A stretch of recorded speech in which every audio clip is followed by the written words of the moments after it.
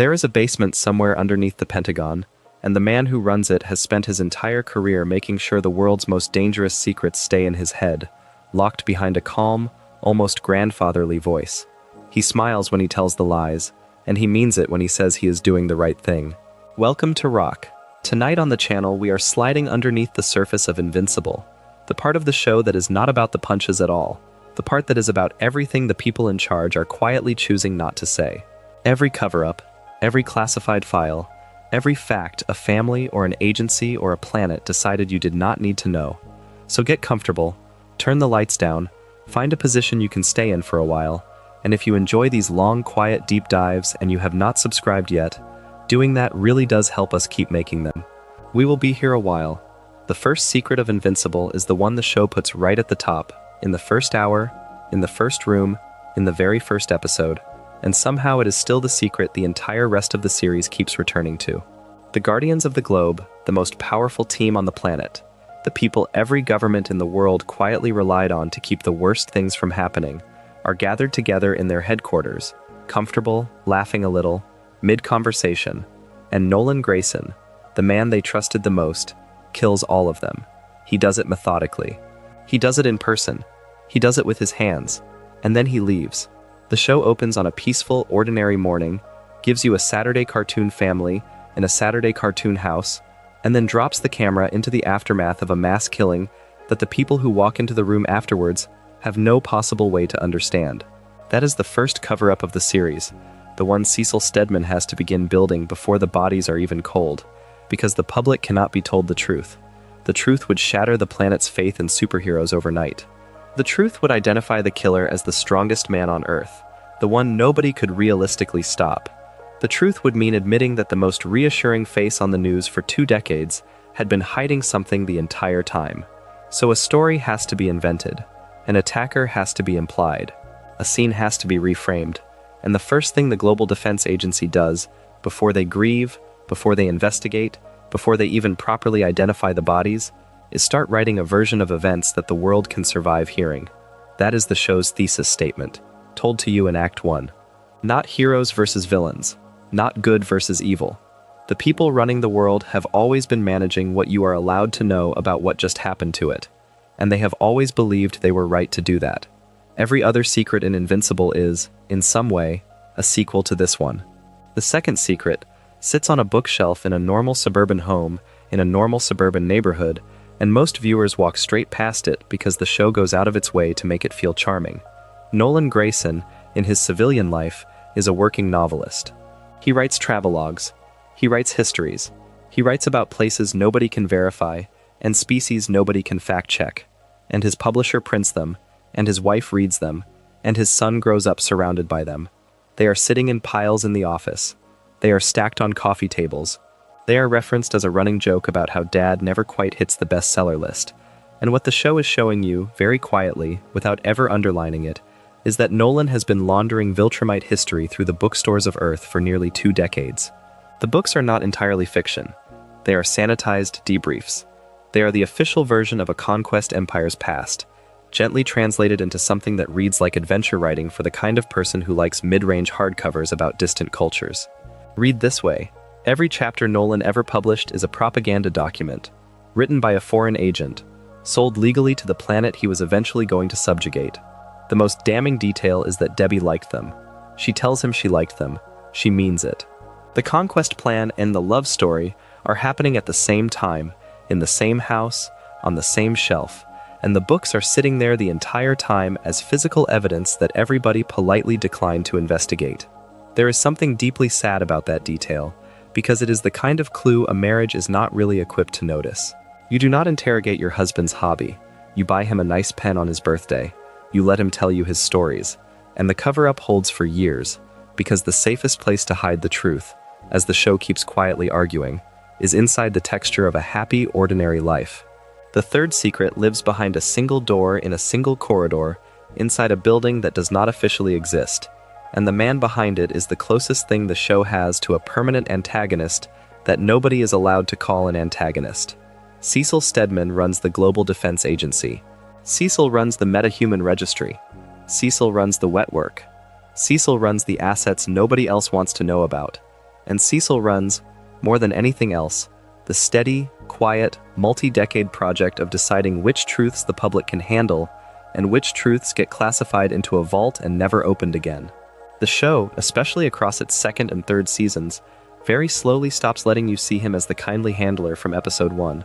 It starts showing you what he keeps in his basements. It starts showing you who he keeps on retainer.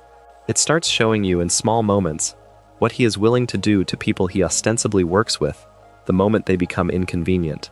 And the genius of the writing is that Cecil never stops believing he is the good guy. He has the receipts. He has the casualty estimates. He has the alternate timelines in his head where he did not do the dirty thing and a city died. And so every cover-up he runs, every memory he erases, every body he disappears, gets logged in his ledger as the right call, even when the audience can see him pushing past the line he himself once said he would not cross. The deepest secret of the GDA is not any single one of its black projects. It is the fact that the agency was built, at its foundation, on the assumption that the public would never be able to know how it actually keeps them safe. That secrecy is not a side effect of the work. It is the work. The fourth secret is what is in the basement. The show takes its time before it shows you, and when it does, it shows you in pieces, because the writers understand that the reveal lands harder if you are already attached to the people who built it.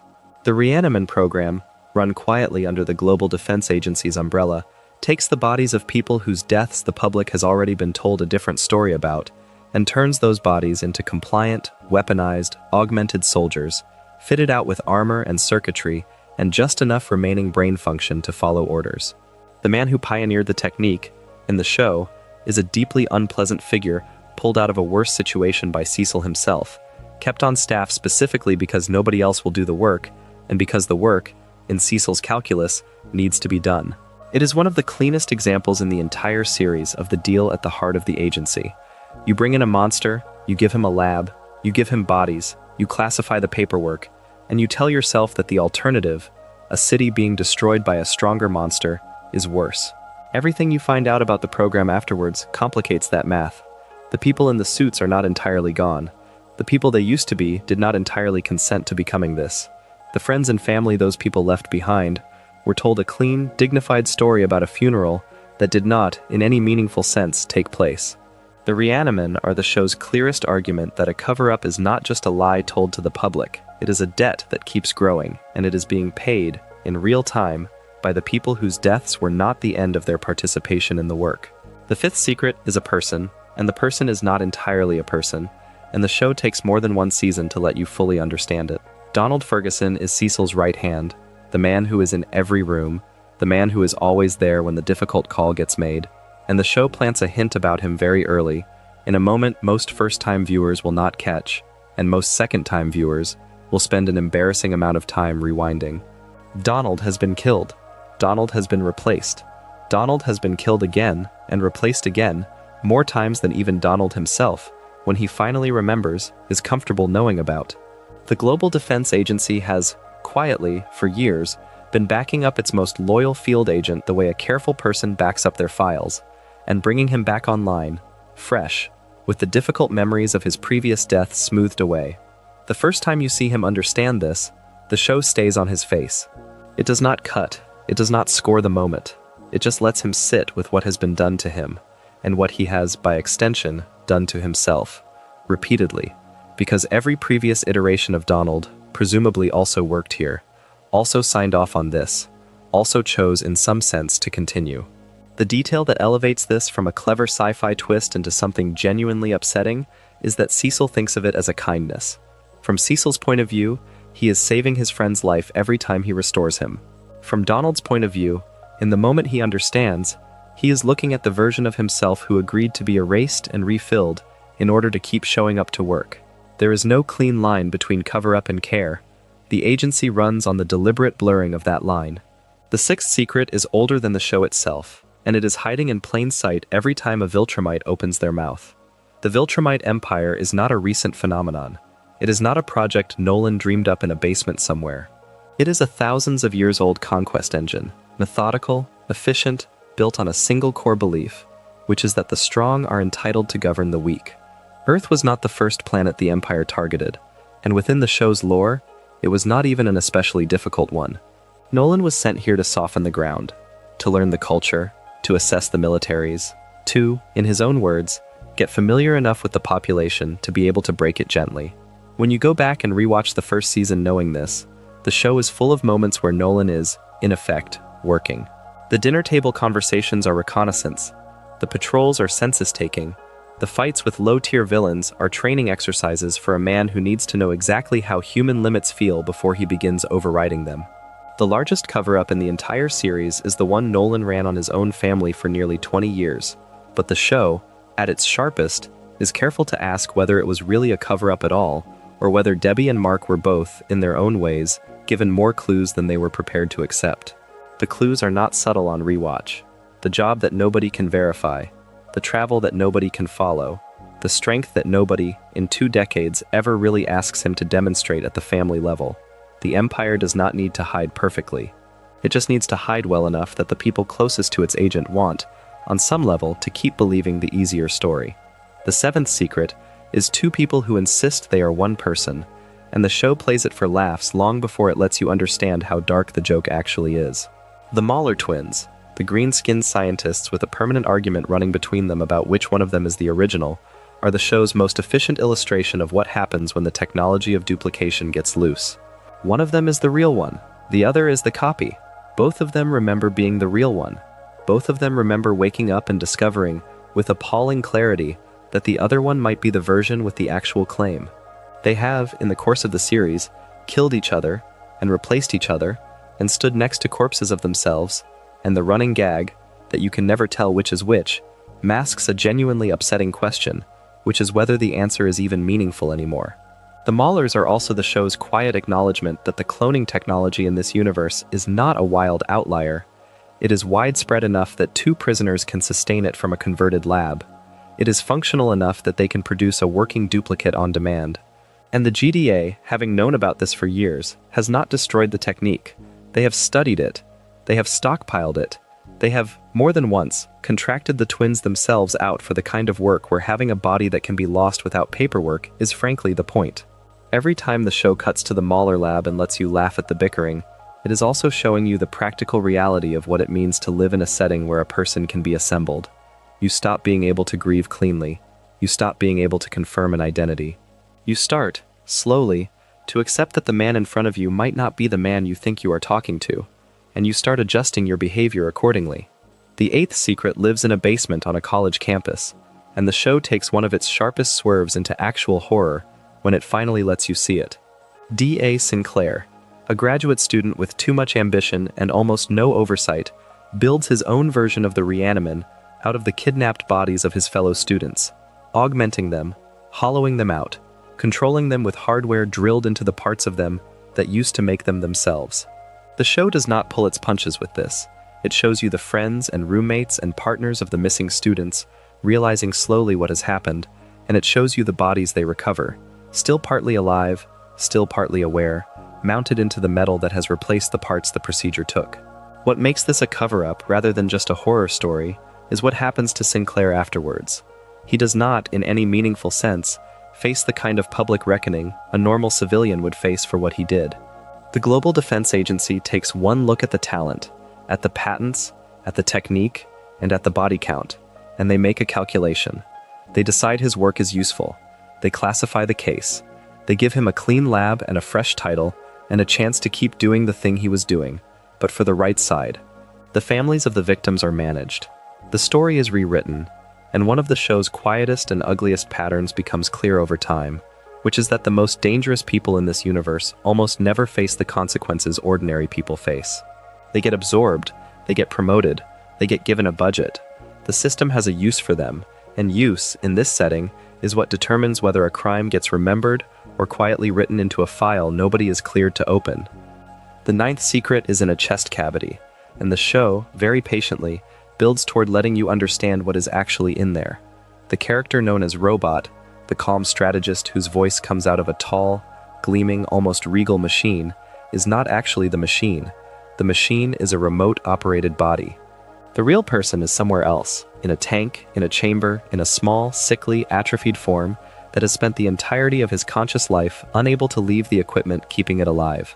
The show treats this with more compassion than the comics do, and gives the audience time to understand why Rudy, the person inside, made the choices he did.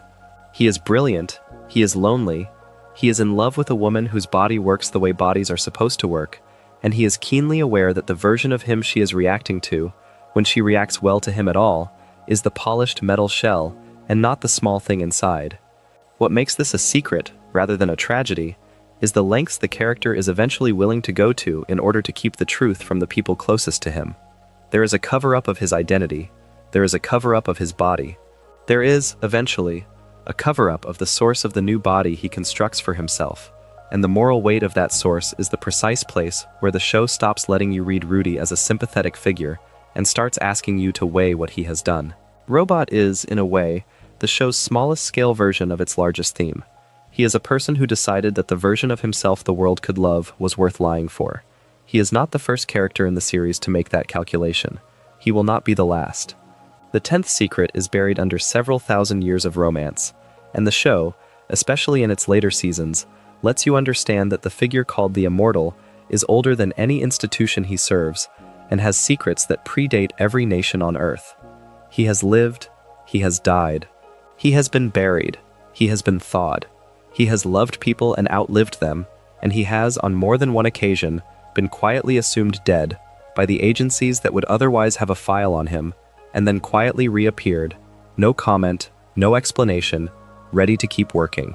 What the show does with him, and what it is most interesting to track on a rewatch, is how often the Immortal becomes a vehicle for the show's quietest argument about institutional memory.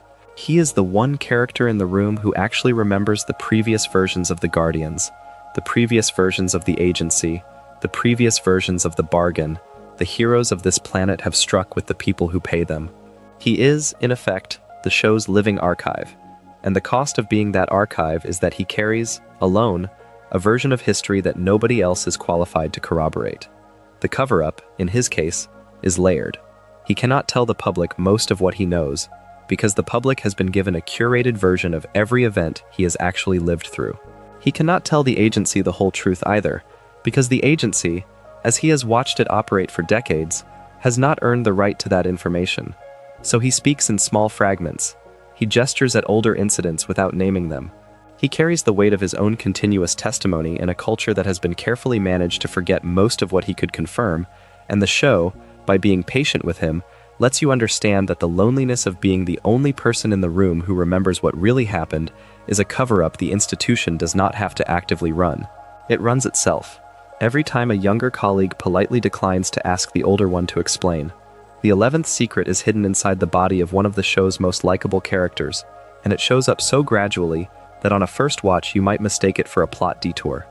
The Sequids are a parasitic alien species, individually small, weak, easy to pluck off a body with your hands, but capable, when they latch on in numbers, of becoming a single, networked intelligence that controls whatever host they have managed to colonize. The show plants them quietly.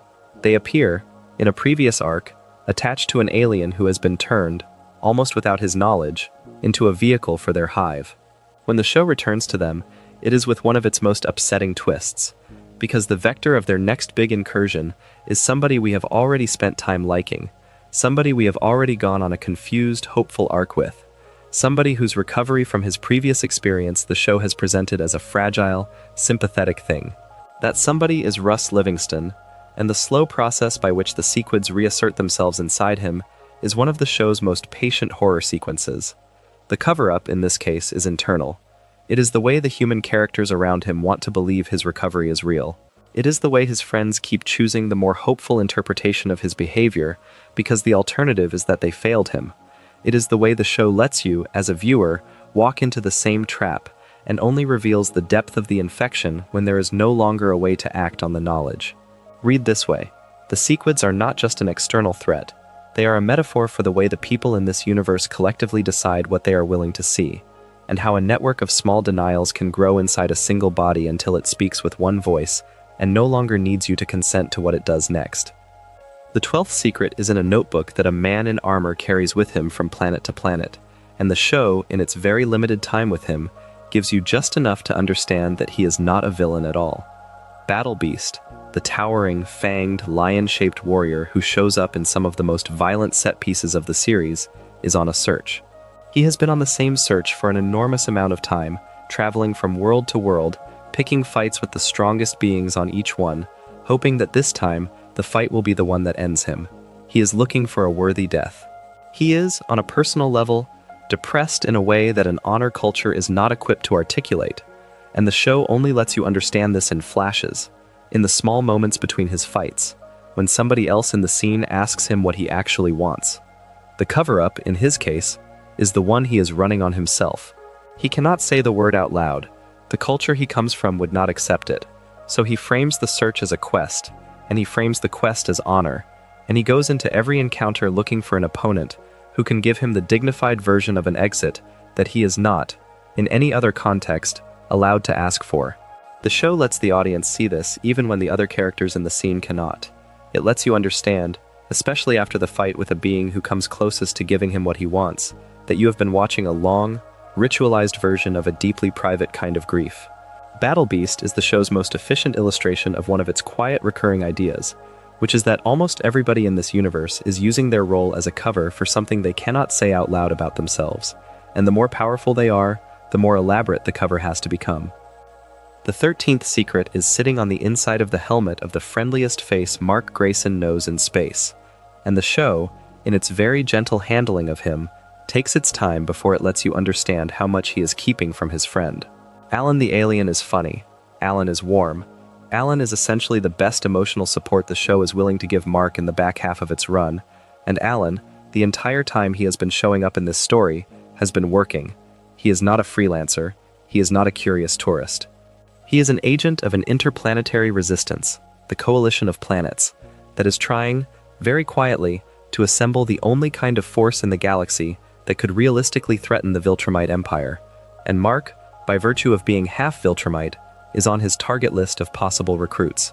The friendship is, in part, an assessment. The visits are, in part, a debrief.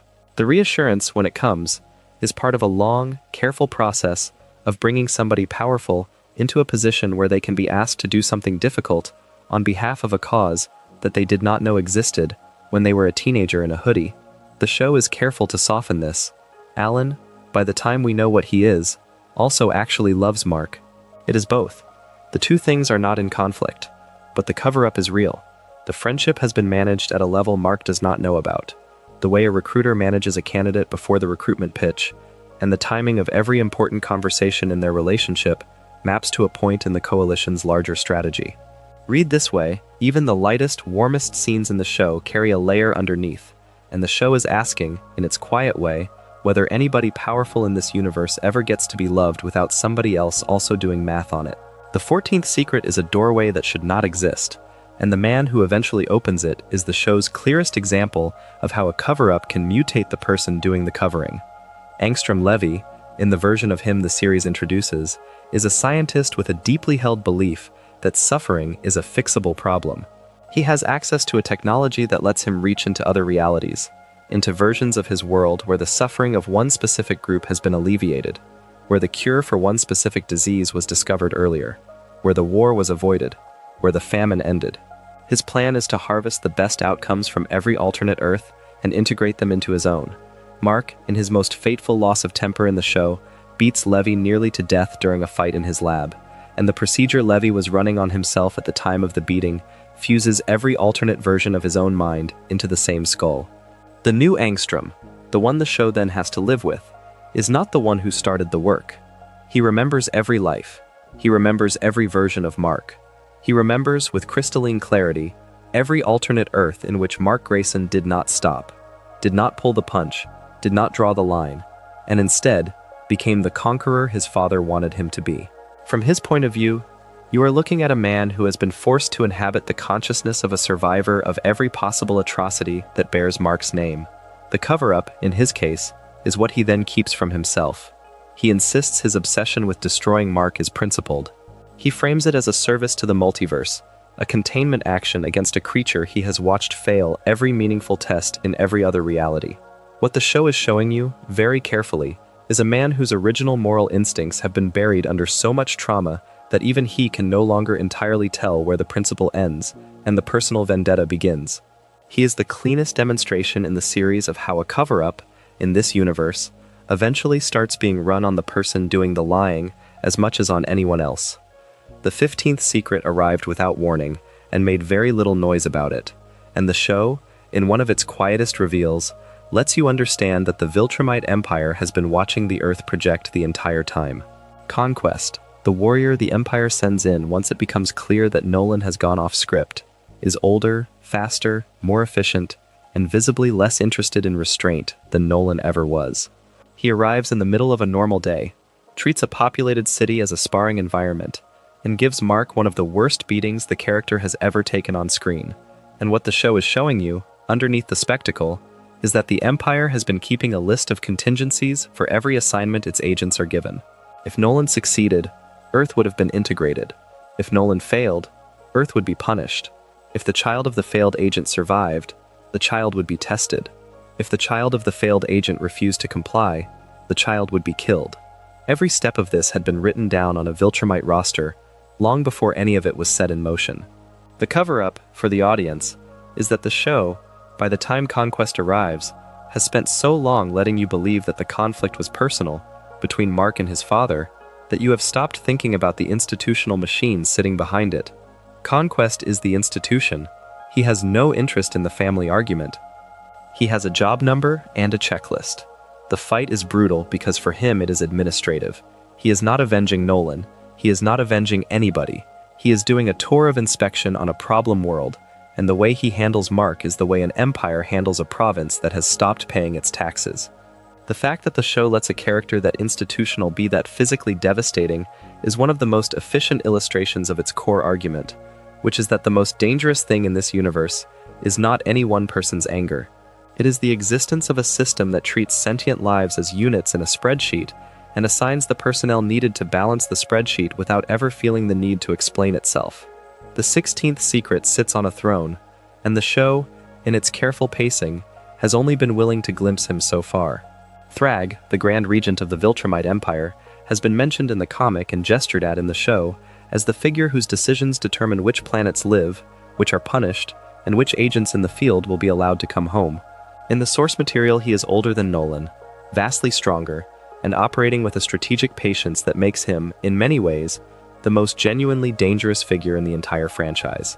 The animated series has not yet given him the kind of central spotlight the comics did, and so this section has to be flagged as comic-informed speculation about where the show is heading, but what we already see, even in what little has aired, is the silhouette of a regime that is not improvising. The decisions Conquest makes when he lands on Earth are not his own. The decisions Anissa makes when she returns to Mark are not her own. Even Nolan's original mission, on a rewatch, has the texture of an assignment handed down from somebody whose name is not yet on the screen. The cover-up, if you read it generously, is just classification. The Empire keeps its leadership out of the public eye because no early target world needs to know who actually issued the order. If you read it less generously, it is something darker, because by the time you finally meet Thrag in any version of this story, the show is asking you to consider that all the manageable, almost human Viltrumites you have met so far have actually been the soft, friendlier face of a hierarchy that is, at the top, considerably worse. The deepest secret of the Viltrumite project is not that Nolan was a spy. It is that Nolan, by his own civilization's standards, was a kind one. The 17th secret is in a girl's hands, and the show has been very careful, over the entire run of the series, to keep the audience from ever quite seeing the bottom of it. Adam Eve, in the version we meet in Episode 1, is a teenager with the kind of low-key, civic-minded application of her abilities that the genre has trained you to expect. She fixes things, she heals injuries, she makes her own clothes. The show frames her, for a while, as a sort of moral conscience inside the teen team, a young woman whose powers are gentler than most and whose first instinct is to help. And then, over the course of several episodes, particularly in a standalone presentation devoted to her backstory, the series very quietly tells you that the official reading of her power is wrong. She is not a manipulator of objects. She is not a constructor. She is, on a fundamental level, a manipulator of matter at the atomic scale, capable, when she allows herself to be, of more or less anything within the limits of physical law. She has been raised, since she was very small, by adults who taught her to think of her powers as small. She has been encouraged by her family, by the teen team, by the structures around her, to keep her use of her abilities within a comfortable, photogenic, low-impact range. The cover-up, in her case, is one that started before she was old enough to consent to it. The people closest to her made a decision about what version of her the world was allowed to see, and they reinforced that decision so consistently across her childhood that she internalized it as her own. The show, when it gives her the moment to test the actual range of what she can do, treats it with the kind of awe that lets you understand the writers have been holding this in reserve for a long time. There is, somewhere inside the calm young woman flying next to Mark, a being whose ceiling has not been measured, and the most efficient way to keep her from finding it has always been to convince her not to look. The 18th secret is the most personal in the show, and you have probably already felt it without quite letting yourself articulate it. Mark Grayson is not, by nature, the gentle person the show keeps insisting he is. The series, especially across its second and third seasons, becomes increasingly honest about the fact that the version of Mark the world is being introduced to is partly constructed and partly aspirational. He loses control of his anger more than once. He puts people through buildings. He delivers beatings that the show frames, in retrospect, as the moments where the line between him and his father is thinnest.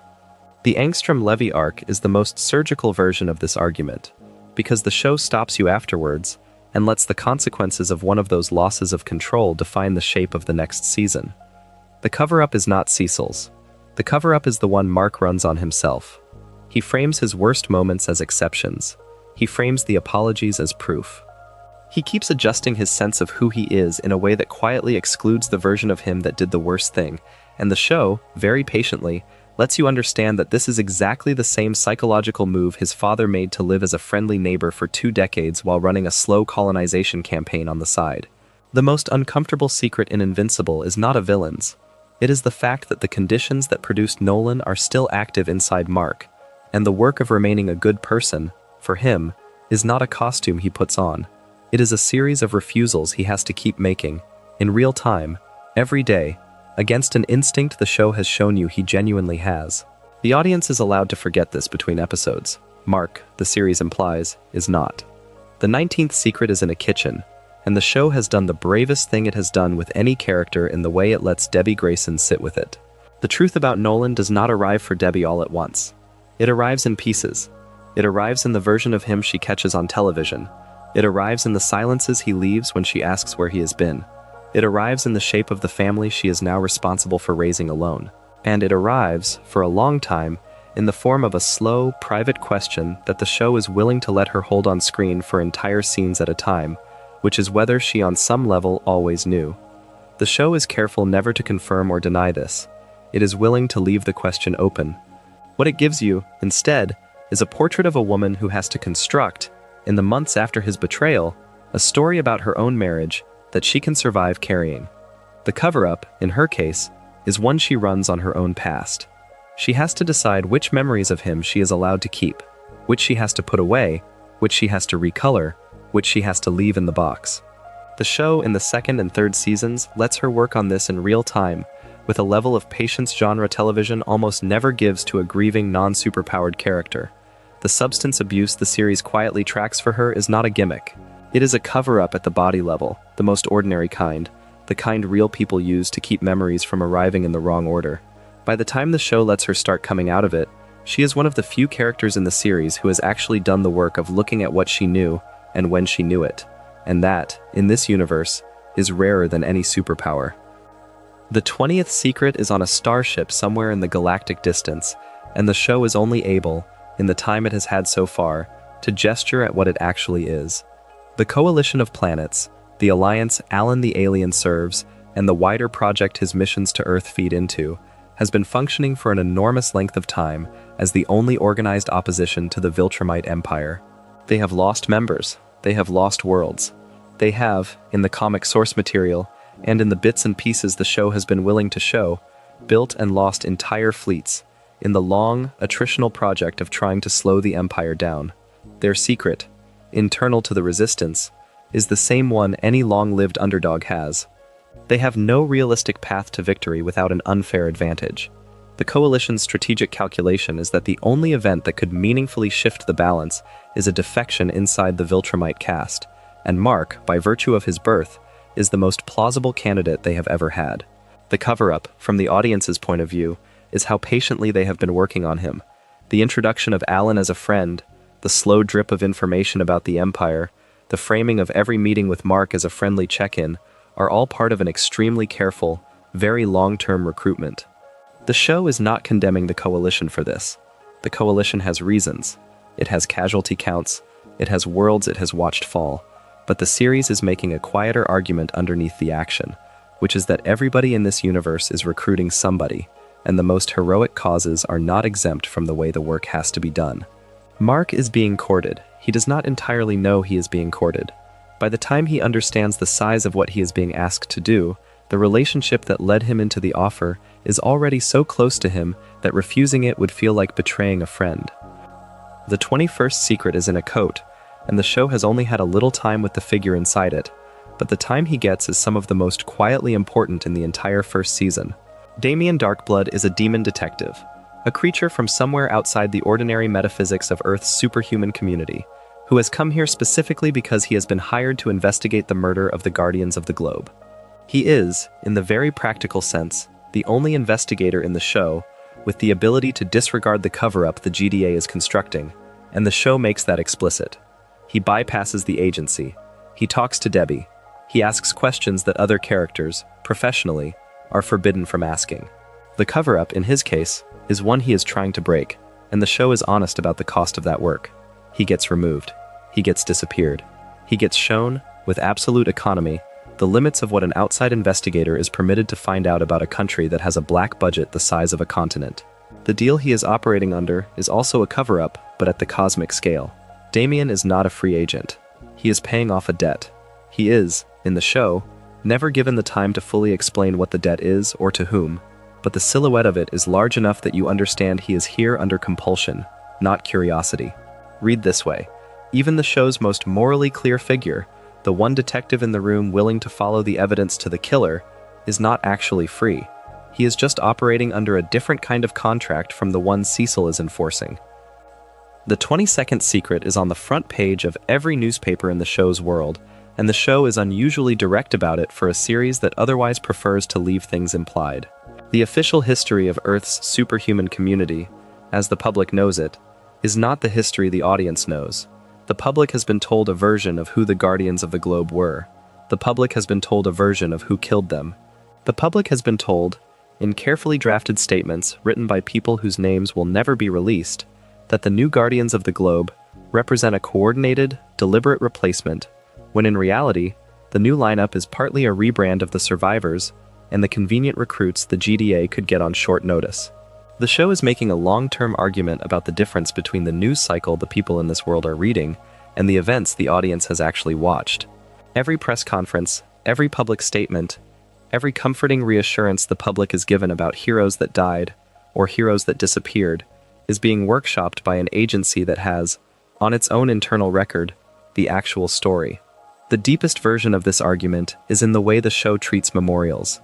Statues get raised, speeches get given, days of remembrance are observed, and the people closest to the events are sitting in those audiences holding the real version in their heads, knowing they cannot say what they know, and being asked, by an agency that is also paying for their salaries, to nod along when the false version is recited as fact. That, more than any single black project, is the deepest cover-up in the series. The official memory of the entire world is being managed. The 23rd secret arrived through a rip in the air and was, in the show's universe, rated so unimportant that the public was barely informed. The Flaxans, a species of small, technologically advanced invaders, attack the Earth at the very start of the series.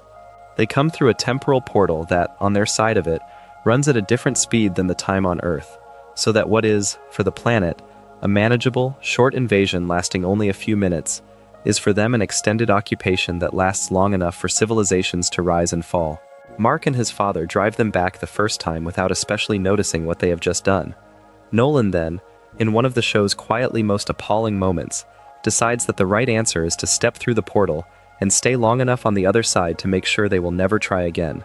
The show, in the version of the scene that aired, treats this with a darkly comic shrug. Nolan walks back through the rip, looking exhausted, mutters something about handling it, and the family moves on. What the show is showing you, when you sit with the maths of what just happened, is a war crime that took place at a temporal scale ordinary humans cannot perceive. From the Flaxan point of view, a foreign god walked into their civilization and stayed long enough to break it. From the Earth's point of view, a problem was solved over the course of a long afternoon. Nobody asks Nolan how many of the Flaxans he killed. Nobody asks him to file a report.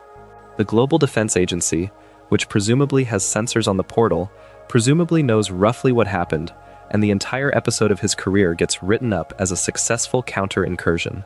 It is the most efficient illustration in the entire first season of the way casualties on the other side of an invasion stop counting once they are sufficiently far from the camera. The Flaxan deaths are the show's first quiet exhibit in its long, accumulating evidence that the people the audience is being asked to root for are not actually accountable to any institution capable of measuring what they do. The 24th secret arrives through a doorway in the side of a house, and the show does not let either Mark or the audience prepare for it. Anissa, a senior Viltrumite, walks into Mark's life carrying an order from her superiors that he, on a first watch, has no realistic way to anticipate. The Empire wants him to breed. They want him to produce a Viltrumite child by any reasonably compatible terrestrial partner, and they have decided, after observing him at close range, that she is the most efficient agent to put in front of him to make this happen. The way the show handles her arrival is one of the most disturbing things it has done, because it does not treat her as a melodramatic villain. It treats her as a soldier on assignment. She is patient, she is, by her own civilization standards, restrained. She approaches the conversation as a representative of a hierarchy that has weighed Mark's preferences and concluded that they are not relevant to the larger project. The cover-up, in her case, is institutional. The Empire is willing to send agents like her to multiple worlds because the breeding program is, in the long-term arc of Viltrumite strategy, more important than any single conquest. The Empire has done this before. The Empire will do it again. The show is honest enough to let the scene play out at the speed it would actually take, and the result is one of the most uncomfortable sequences in the entire run, because the writers have refused to let Mark fight his way out of it the way he fights his way out of most things. He has to stand still. He has to choose. And the secret the show is exposing, in that single scene, is that the Empire's most efficient weapon is not its physical strength. It is the bureaucratic patience with which it manages the bodies of the populations under its control, and the way it presents that bureaucracy in the language of personal conversation. The 25th secret lives across the public roster of the teen team, and the show, very slowly, has been pulling back the curtain on how thin that roster's privacy actually is. Robot is the team's coordinator, and Robot, by virtue of being the only member with no public face to risk, has been quietly archiving the identities of everybody else on the team for an extended period. He knows their addresses, he knows their families, he knows their schedules, he knows, by the time the show catches him at it, which of them has a substance problem, which of them has a romantic vulnerability, which of them is the easiest to manipulate into a specific outcome. The show frames this, in the earlier episodes, as something close to managerial diligence. By the time you see how he uses it, you understand that you are watching a long, careful intelligence collection on the team's own members by their own leader. The cover-up is internal. The team has not been told what Robot is doing with the information. The members who do find out are managed with the same efficiency as anybody else who acquires a piece of inconvenient knowledge in this universe. They are negotiated with. They are reframed as collaborators. They are, when negotiation fails, simply outmaneuvered. The reason this is the most insidious version of a Cecil-style cover-up is that the people inside it actually like the person running it on them. They are not afraid of Robot the way the public would be afraid of Cecil. They consider him a friend. He uses that. The deepest secret of the teen team is that one of its members has been treating the others as assets the entire time, and the team has not been institutionally able to admit that to itself, because to admit it would be to confront a friend, and friends in this universe get protected. The 26th secret is a man whose family will not survive him, and the show, in its careful treatment of him, makes you understand that the cost of his fall lands on people the camera has barely shown. Rexplode, the team's brash, sarcastic explosives generator, is one of the characters the audience has the least defended affection for in the earlier seasons. He is funny, he is not always nice. He is the kind of teammate who you tolerate because he is on your side, and then, in the moment the show needs him to grow up, he grows up. The way he leaves the team is one of the most moving sequences in the show's run, because the writing finally lets you see the man underneath the bravado, the version of him that knows he is not in the same weight class as the people around him, and that has decided, in a single instant, that his job in the room is to absorb the impact that would kill someone faster. The cover-up, in his case, is internal to the team. They do not, in any meaningful sense, tell the public the truth about how he died. The story is sanitized. The story is reframed as collective heroism, and the people who actually loved him are left, again, holding the real version in their heads, while the false version is repeated as the official record. The show, in the seasons after, lets the people closest to him carry the weight of that without making a production number out of it. Adam Eve, in particular, is allowed to grieve in a way that is unusually quiet for the genre. The series understands that one of the cruelest functions of a cover-up is the way it forces the people who were actually there to live two lives. The one in which they have a private memory of what happened, and the one in which they have to sit through the public ceremony of a fictional version. The 27th Secret is the brother of a victim, and the show, in its very gentle handling of him, has decided to let you understand exactly how a cover-up creates a villain who is not, strictly speaking, wrong. The character of Powerplex, introduced in the back half of the series, is a man whose family was destroyed in collateral damage during one of Mark's fights. From his point of view, the official account of that death is not just inaccurate, it is offensive. The version of events the public was given misattributed the cause. It softened the responsibility. It allowed the people who actually caused the death to move on with their lives. He has watched for a long time as Mark continued to function as a public figure, as a hero, as a face the news could continue to refer to with affection, while the family the camera did not look at was destroyed. His mission, when he finally moves on it, is one of the cleanest moral cases the show has built, because the cover-up that produced him is not theoretical. It is a specific document, written by a specific agency, with a specific name on the byline, and it is wrong. The show, very carefully, does not let you fully agree with him, because what he plans to do is also monstrous. But the writing is honest enough to let you understand that almost everything that produced him is the agency's responsibility. The deepest secret in his arc is not anything he knows. It is the fact that the only way he could be diffused, the only intervention that would have prevented him from becoming what he becomes, was for somebody in authority to tell him the truth, and nobody in authority was willing to. Powerplex is what happens when a cover-up runs into a survivor it cannot manage, and the show wants you to understand that there are, presumably, many more of him than the camera will ever show. The 28th Secret lives at the bottom of a small, ridiculous list of names that get repeated several times in the show's first season, for the kind of laughs the genre likes to get out of bargain bin villainy. The Lizard League, the underground organization of reptile-themed minor criminals that recurs through the earlier seasons, looks, on first viewing, like a comic relief group, and the show is genuinely happy to let them be that. What the show is also doing, on a second watch, is keeping a quiet running tally of casualties associated with them. The Lizard League is responsible, in aggregate, across the time the show has been airing, for a not negligible number of injuries and deaths in the lower stakes corner of the universe. Mark and the teen team handle them in a couple of minutes. The newspapers do not run their incidents above the fold. The Global Defense Agency does not treat them as a priority, and the people they hurt are folded into a column of statistics that the heroes, who have larger problems, do not visit. The omission, here, is not anybody's cover-up specifically, it is something subtler and uglier.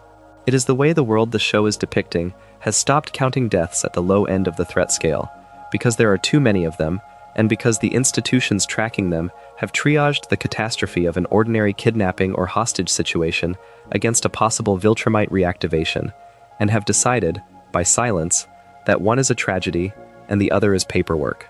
The Lizard League gets to keep operating. The Lizard League's victims, in any quiet, real-life sense, get forgotten. Read this way, the show is making one of its smallest and saddest arguments, which is that even in a world where the truth is being covered up by powerful agencies, most of the people who suffer in this universe are not interesting enough to those agencies to be worth the energy of an active lie. They are simply left out of the report. The 29th Secret is wearing the face of the wrong species, and the show, in its very limited but very deliberate use of him, has given you most of what you need to understand his situation. Shapesmith, The warm, slightly clueless figure who joins the team in the second season is, by his own quiet admission, not quite the alien diplomat the team initially takes him for.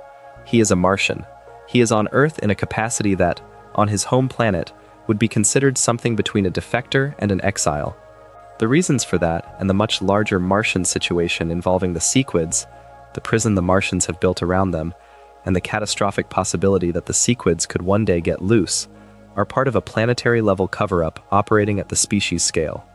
The Martians have not informed Earth about the size of the problem under their soil. The Martians have not informed Earth about the lengths they have gone to in order to keep it contained. The Martians have, very politely, allowed Earth to keep sending the occasional astronaut, and have, very politely, allowed Earth to keep believing that the cold red planet on the night sky is, for practical purposes, empty. The show has fun with this in small moments, mostly through Shapesmith's pleasant, anxious, slightly evasive demeanor, but the underlying reality is genuinely alarming, because the only thing standing between Earth and a Sequid extinction event has historically been a Martian containment regime that the Earth was not given a vote on. Shapesmith's secret is also, in a sense, the relief. He chose, however awkwardly, to be here, and the show is willing to let him become a real teammate over time.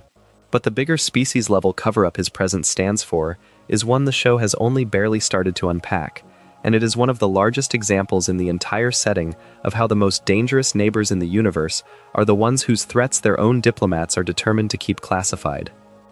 The 30th secret is the thing the Martians could not keep contained, and the show has been letting it crawl back into view at exactly the speed that lets you feel it. The Sequids, having been planted in the earlier seasons in a way that felt like a one-off, return as a long-term planetary threat in a way that pays back every quiet line of setup the writers gave them. The cover-up is not theirs. The Sequids do not lie, they simply spread. The cover-up is everybody else's. The Martians do not tell the Earth what they actually need from the rest of the galaxy to keep the Sequids contained. The Coalition does not, until very late, tell Mark how high on their priority list a Sequid breakout is. The Global Defense Agency does not, in any meaningful sense, prepare the public for the possibility that the most dangerous extinction risk to Earth is not the Viltrumites at all, but a small, distributed parasite that can hijack a single body and use it to spread until there is no longer anyone left to talk to.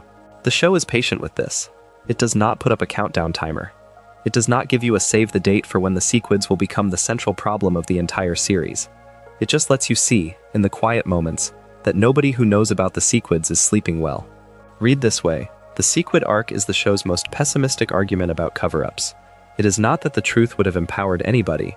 It is that there are some kinds of truth that the institutions sitting on them genuinely do not know how to share without producing a panic that would itself accelerate the catastrophe. The cover-up, in this case, is also a stalling tactic. The agencies sitting on the file are waiting for a solution.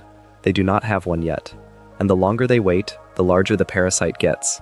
And the larger the parasite gets, the smaller their honest options become.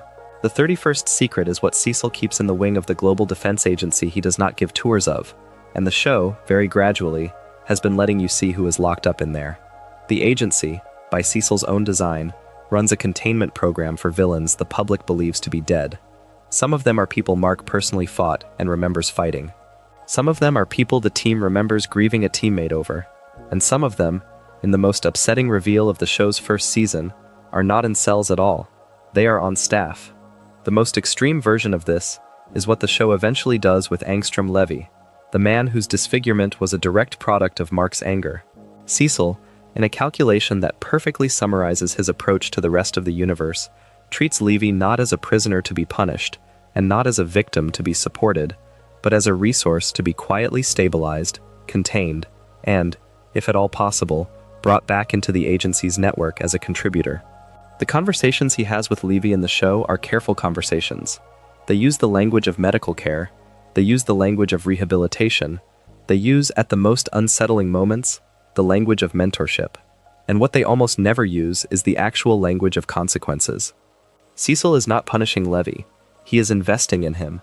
He is investing in him in the same way he invested in Sinclair, in the same way he invests in the Maulers, in the same way he invests in every dangerous person whose talents he believes the agency can monetize more efficiently than the law can. Read further still, the most damning thing about this pattern is what it implies about the population of the agency's roster as a whole. Cecil's bench is, in significant part, made up of people whose presence on it the public would not endorse. He has decided, without asking, that the public's endorsement is not the test the agency is being judged by. The test is whether the work gets done. The 32nd Secret was once one of the strongest men in the world, and the show, in its very gentle handling of him, lets you understand that the agency has run a quiet, multi-year management program on what is left of him. Black Samson, an older hero who lost his powers and then, in a difficult arc, found a partial recovery through a powered suit, is one of the most underappreciated character studies the show has done. He is one of the people in the room when the Guardians of the Globe are killed in the new lineup, and his place on that team is, on the surface, a quiet promotion to the major leagues. What the show is also showing you, by the way it tracks him, is that he was placed on that team in part because the agency wanted to keep him close. He has institutional memory. He knew the previous Guardians personally. He has, in the years before the show began, been around for incidents that the public was given soft, sanitized versions of. The agency benefits from him being on the inside of the lineup rather than on the outside writing a memoir. The cover-up, in his case, is the way the agency manages former heroes by re-inviting them in. It is not coercive. It is not even formally a request. It is the way a long-lived institution keeps the people who could damage it on a friendly first-name basis.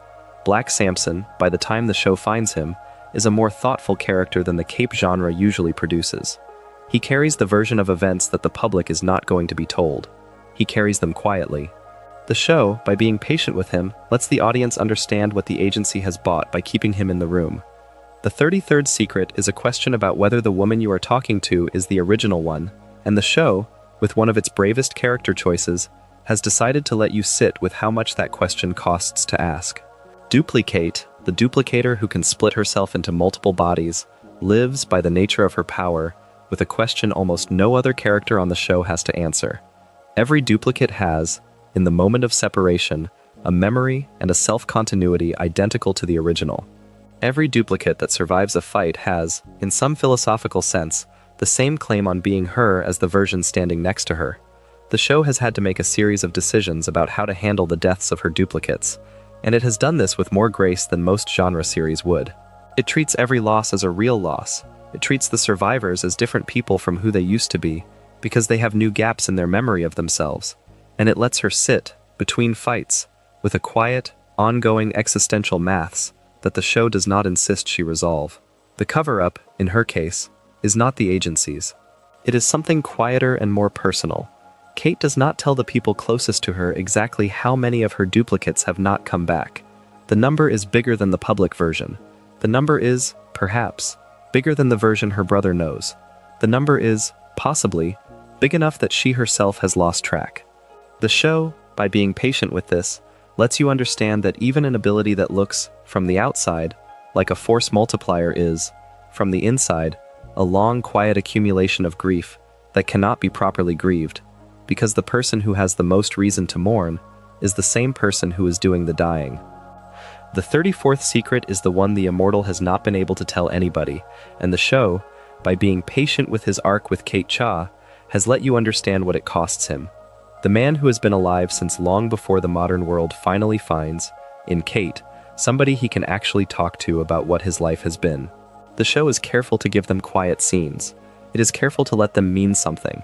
And when Kate dies, in one of the show's bleakest sequences, the deepest cruelty of the loss is not just that he loved her, it is that she was the person who was carrying the weight of his secrets for him. The cover-up, in his case, is partly back on him. He has to go back to being the only person who knows who he is. He has to go back to working with colleagues who do not have a full picture of what he has lived through. He has to, in the show's quietest, most painful arc, decide whether to attempt another relationship in the future, knowing that any partner of his will either also be drawn into the lifetime archive of his classified existence, or will not, and will therefore never quite know him. The show has not given the Immortal an arc out of this. It is not clear that there is one. The series is making, with him, one of its quietest and bleakest arguments about institutional secrecy, which is that the people who have been kept secret the longest are the ones least equipped to ask for the kind of help that would help. The 35th Secret involves a woman the camera barely shows, and the show, with very limited screen time, has begun to let you understand what it costs Donald Ferguson to keep her at a distance. The agency has not just been backing up Donald. The agency has, by extension, had to make decisions about the people Donald loves, because each new restoration of him produces a person who has, in some sense, a delayed and not entirely accurate memory of his recent life. The show has shown you, in glimpses, that there is somebody in his life whose presence in his recovery sequence the agency carefully manages. That person has had to decide, repeatedly, whether to keep showing up. That person has had to decide whether they are dating the same man or a sequence of men whose continuity she is being asked to ratify. The cover-up, in this case, is mutual. The agency manages what Donald remembers. Donald manages what his loved ones see, and the loved ones, in the most painful version of the story, manage what they themselves are willing to ask about, because pressing too hard on a question whose answer is upsetting can, in this universe, become a self-destructive act. Read this way. Donald is the show's clearest illustration that a cover-up, once it has been running long enough, produces concentric circles of partial knowledge around the original lie. The person in the center knows the most. The next ring knows less. The next ring knows almost nothing, and every ring is keeping its own version of the omission running, because telling the next ring out the truth would create a problem the ring inside it does not have the bandwidth to manage. The 36th secret is a sentence served in a place that does not exist on any map, and the show, by the end of its second season, has done one of the bravest things it could do with Nolan Grayson. It has not killed him. It has not redeemed him in the simple way. It has handed him over, alive, to a prison run by his own civilization, and let the story sit with the implication that one of the most powerful beings in the universe is now, by his own admission, in the custody of an institution that he himself helped to build. The thing being concealed, here, is partly the show's own withholding. The public on Earth is not given a press release about what happened to him. The public on Earth, by virtue of the original cover-up of the Guardians' massacre, has never been told the full version of who he was.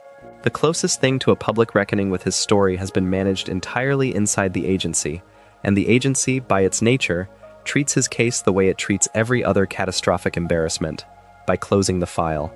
What the show is showing you, by the time Nolan ends up in custody, is the bizarre cruelty of his particular fate. He is no longer the most dangerous man on Earth. He is no longer the head of his own family. He is no longer, in any practical sense, allowed to communicate with his son.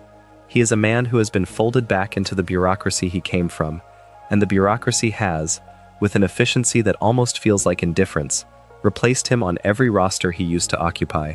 The deepest version of the Nolan secret, the one the show has been building toward without quite saying out loud, is that the Empire, once it has reabsorbed one of its agents, will treat the entire local population of the planet he was working as if he had never been there.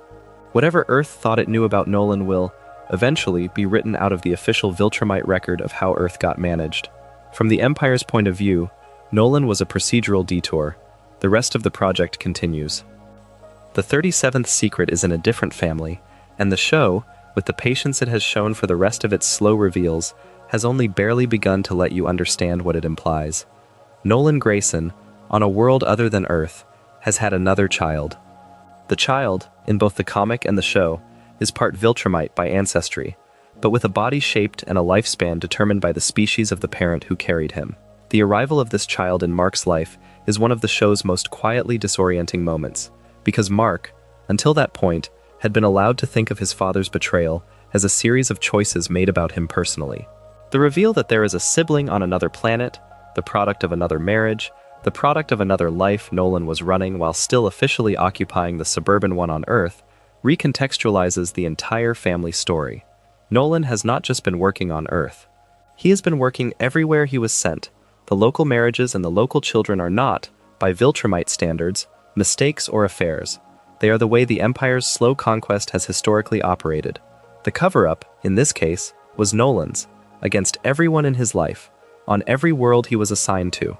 The show is honest enough to let Mark feel this as a betrayal of his mother in particular, and the storyline that follows, in which Mark essentially becomes a half-brother and partial guardian to the new child, lets the writers explore one of the show's quietest moral arguments.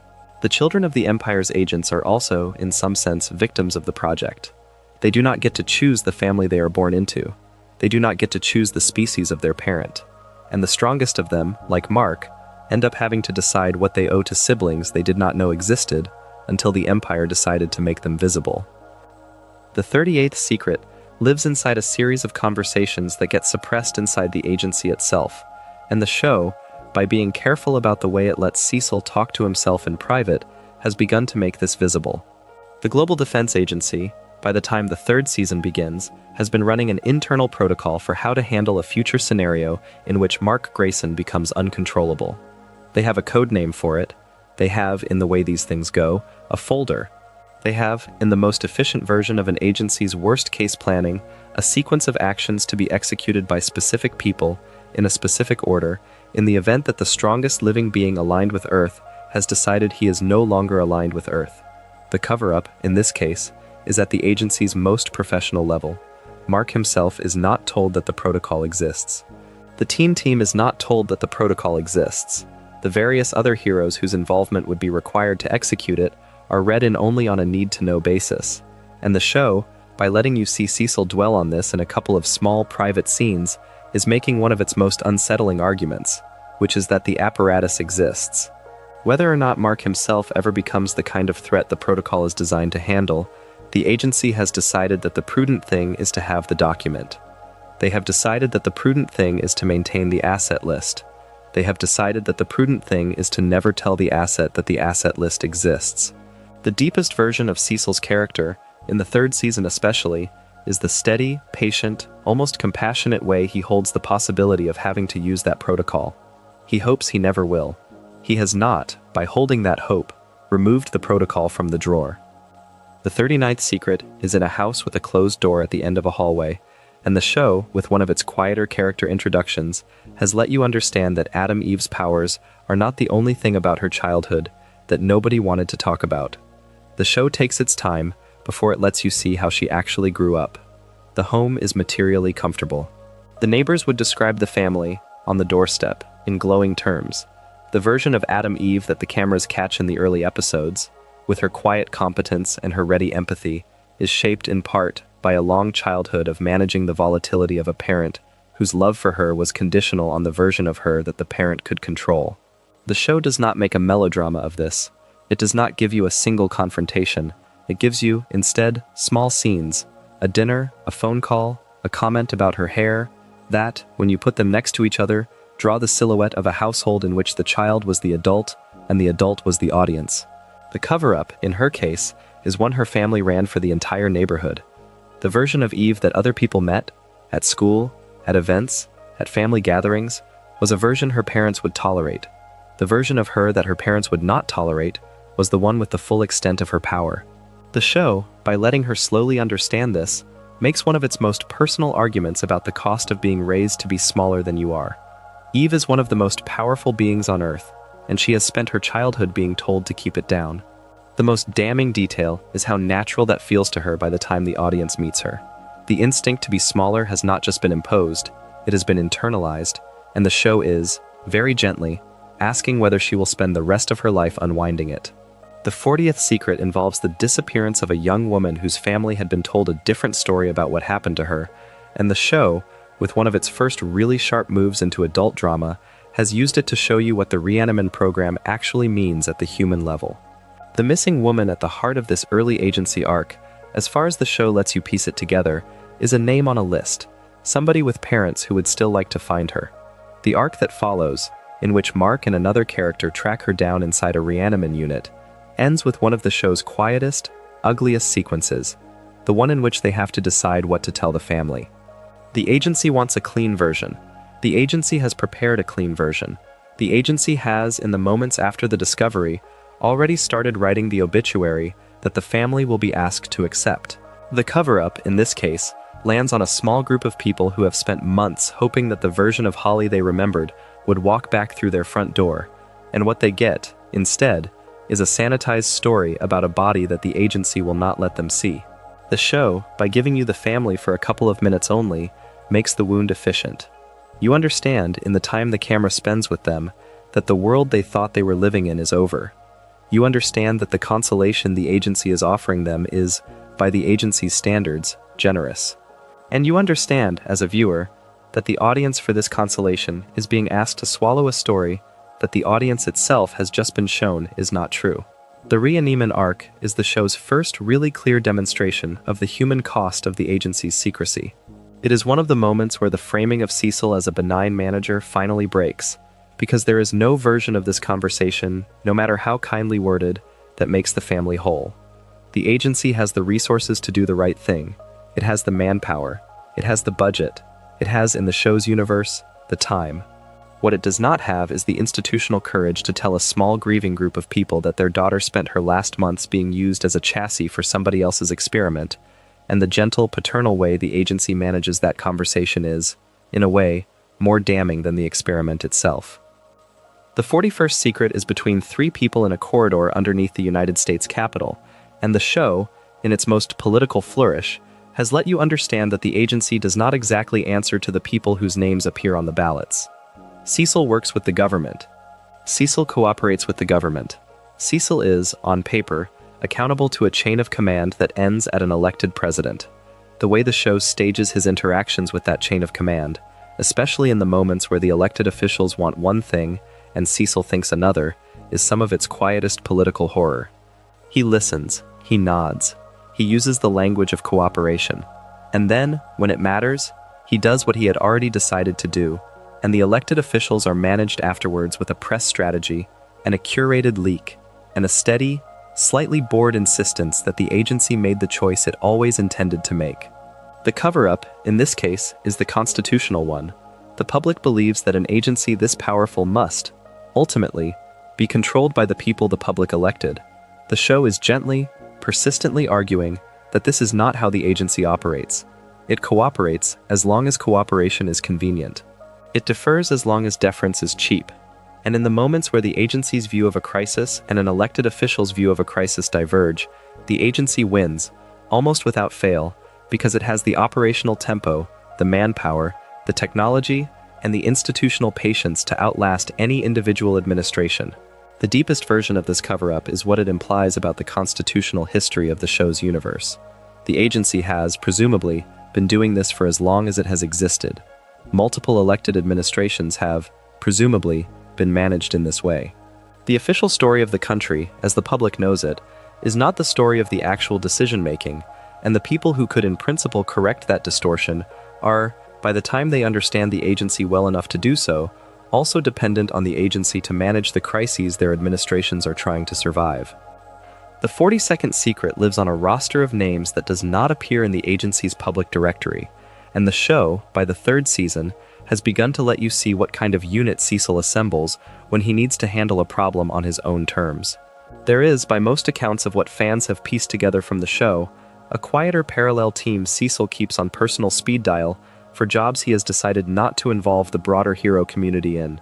Some of the members are familiar, some of them are not. Some of them are people the public believes to be retired.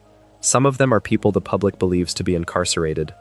Some of them, in the show's most unsettling reveals, are people the public believes to be heroes whose participation in this kind of off-the-books work would, if it were known, end their careers. What is being hidden, here, is operational. The members are deniable. Their participation is logged in files that do not have a discovery path through normal channels.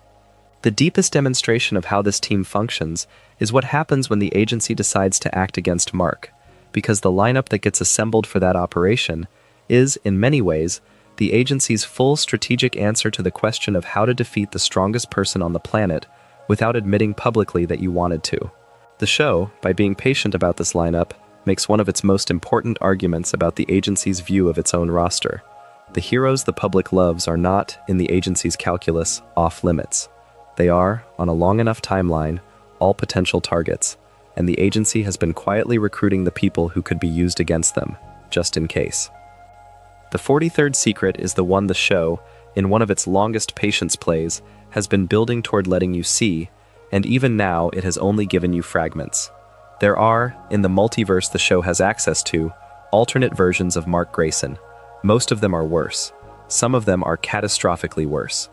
The show has not yet committed, at the level of canon, to showing you the worst possible version, but the flashes you have been given, through Angstrom Levy's perspective, through dreams, through implications, are enough to let you understand that the writers have a model in their heads of what Mark could become if every restraint on him slipped. The cover-up, in this case, is one the show is, in a way, running on its main character. The version of Mark we follow is not given full access to the catastrophic versions of himself. The show is careful to keep him from looking at them too long. He gets glimpses, he gets warnings. He is, on more than one occasion, told that elsewhere he failed. He is, on more than one occasion, asked to consider that the most efficient way to predict what he will do under pressure is to look at the actions taken by another version of him in another version of the same crisis. He resists this framing. He keeps refusing it. The show, by being patient with his resistance, is doing something quietly brave for a superhero series. It is asking whether knowledge of one's own possible failures is, in fact, the kind of thing that helps a person remain themselves, or whether the knowledge itself becomes the trap that produces the failure it warned against. Mark, for now, is not being given the worst version of the file. The show, by keeping the worst version off camera, is making with him a quiet argument about the ethics of letting somebody know who they could become. The 44th secret is in a hospital corridor on a planet whose name the show has barely had time to introduce, and the implications of it run further into the future of the series than the show has yet been willing to develop. Mark, by the end of the second season, has fathered a child with Anissa, a child whose status the show has not yet had the time to fully treat. The audience has not seen the child. The audience has not yet seen Mark with the child. The audience has been told, through brief on-screen exposition and through the larger reveals about Viltrumite breeding programs, that a child of this lineage exists. The cover-up, in this case, is multi-sided. The Empire has its own plans for the child. Mark has his own complicated relationship with the existence of the child, and the show, by holding back on showing the child's life on screen, has made the audience sit with the fact that a person it has never seen is, on paper, one of the most strategically significant beings in the entire setting. Underneath all of it, even before the show has paid the secret off, is what it implies about the long-term shape of Mark's life. He is not going to be able to walk away from this. He is not going to be able to politely forget about it. He is going to have to decide, at some point, what kind of father he can be to a child whose existence was the product of a forced encounter, and he is going to have to do that work in front of a universe that has, for entirely different reasons, very strong opinions about the child's strategic value. The agency has presumably opened a file on the child already. The coalition has presumably done the same.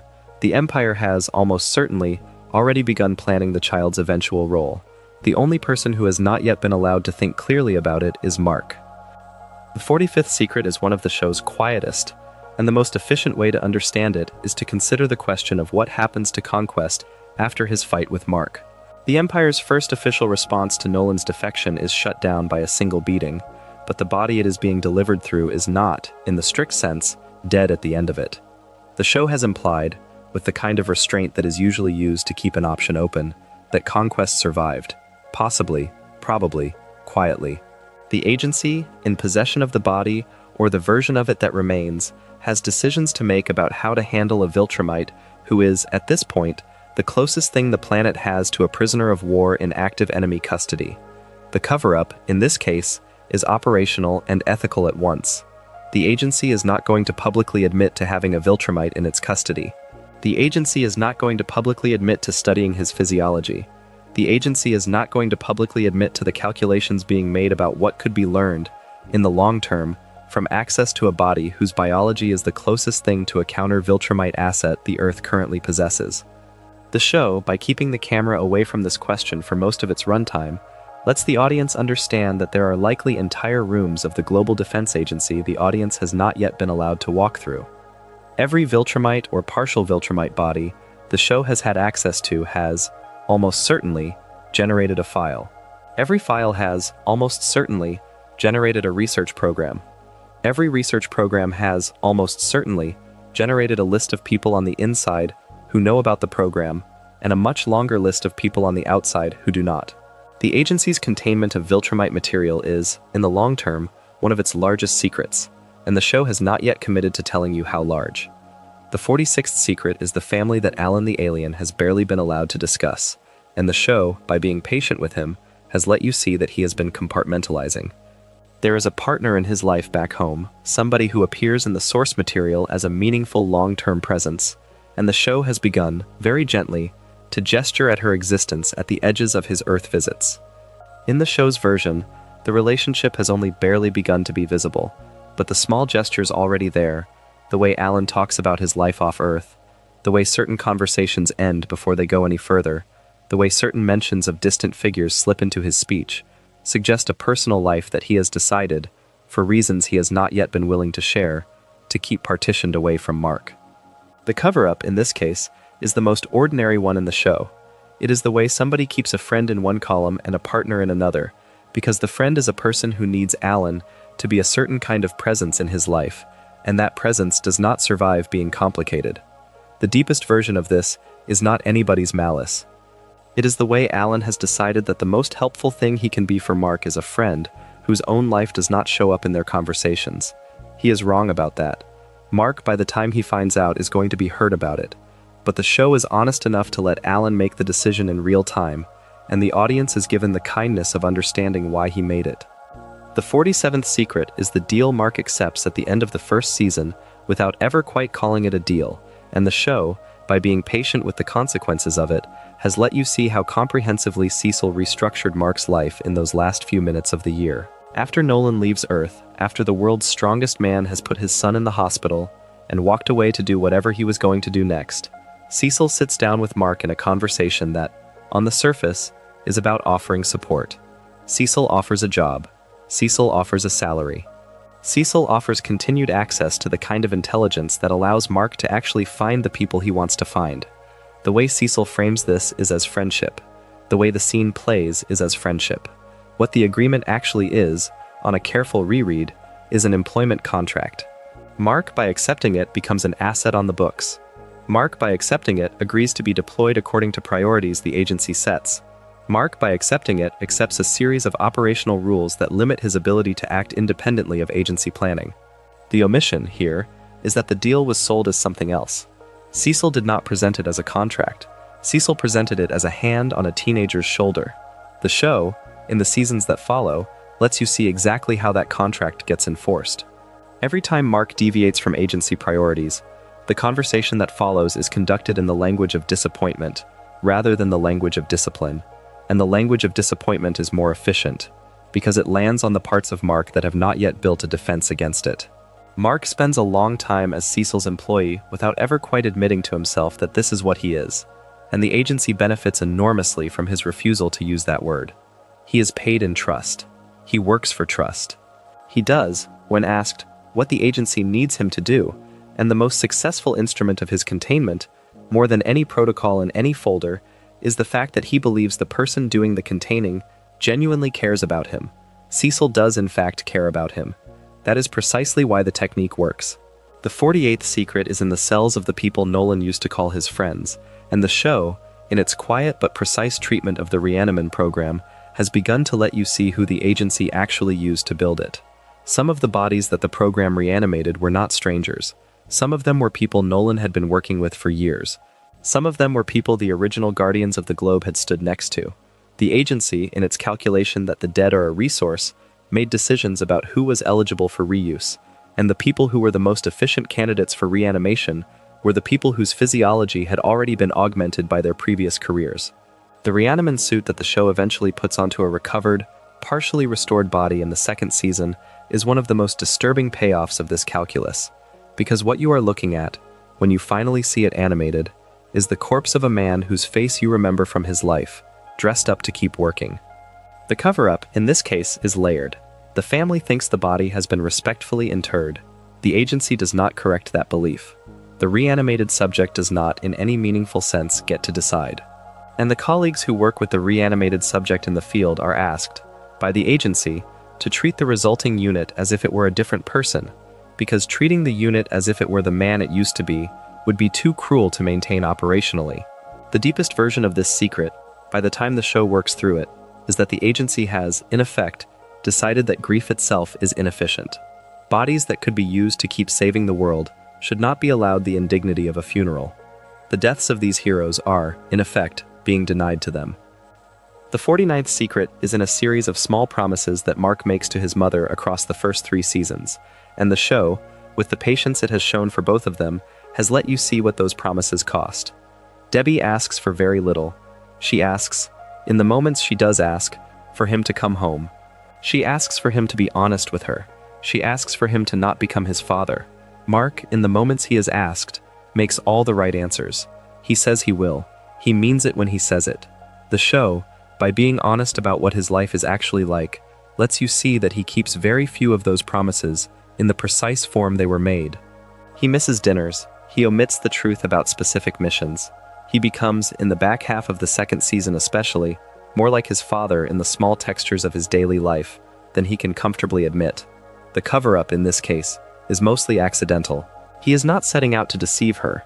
He is, very precisely, deciding which version of his current life she can handle being told. The show is unusually generous to Debbie about this, because it lets her see through him more often than the genre would normally allow.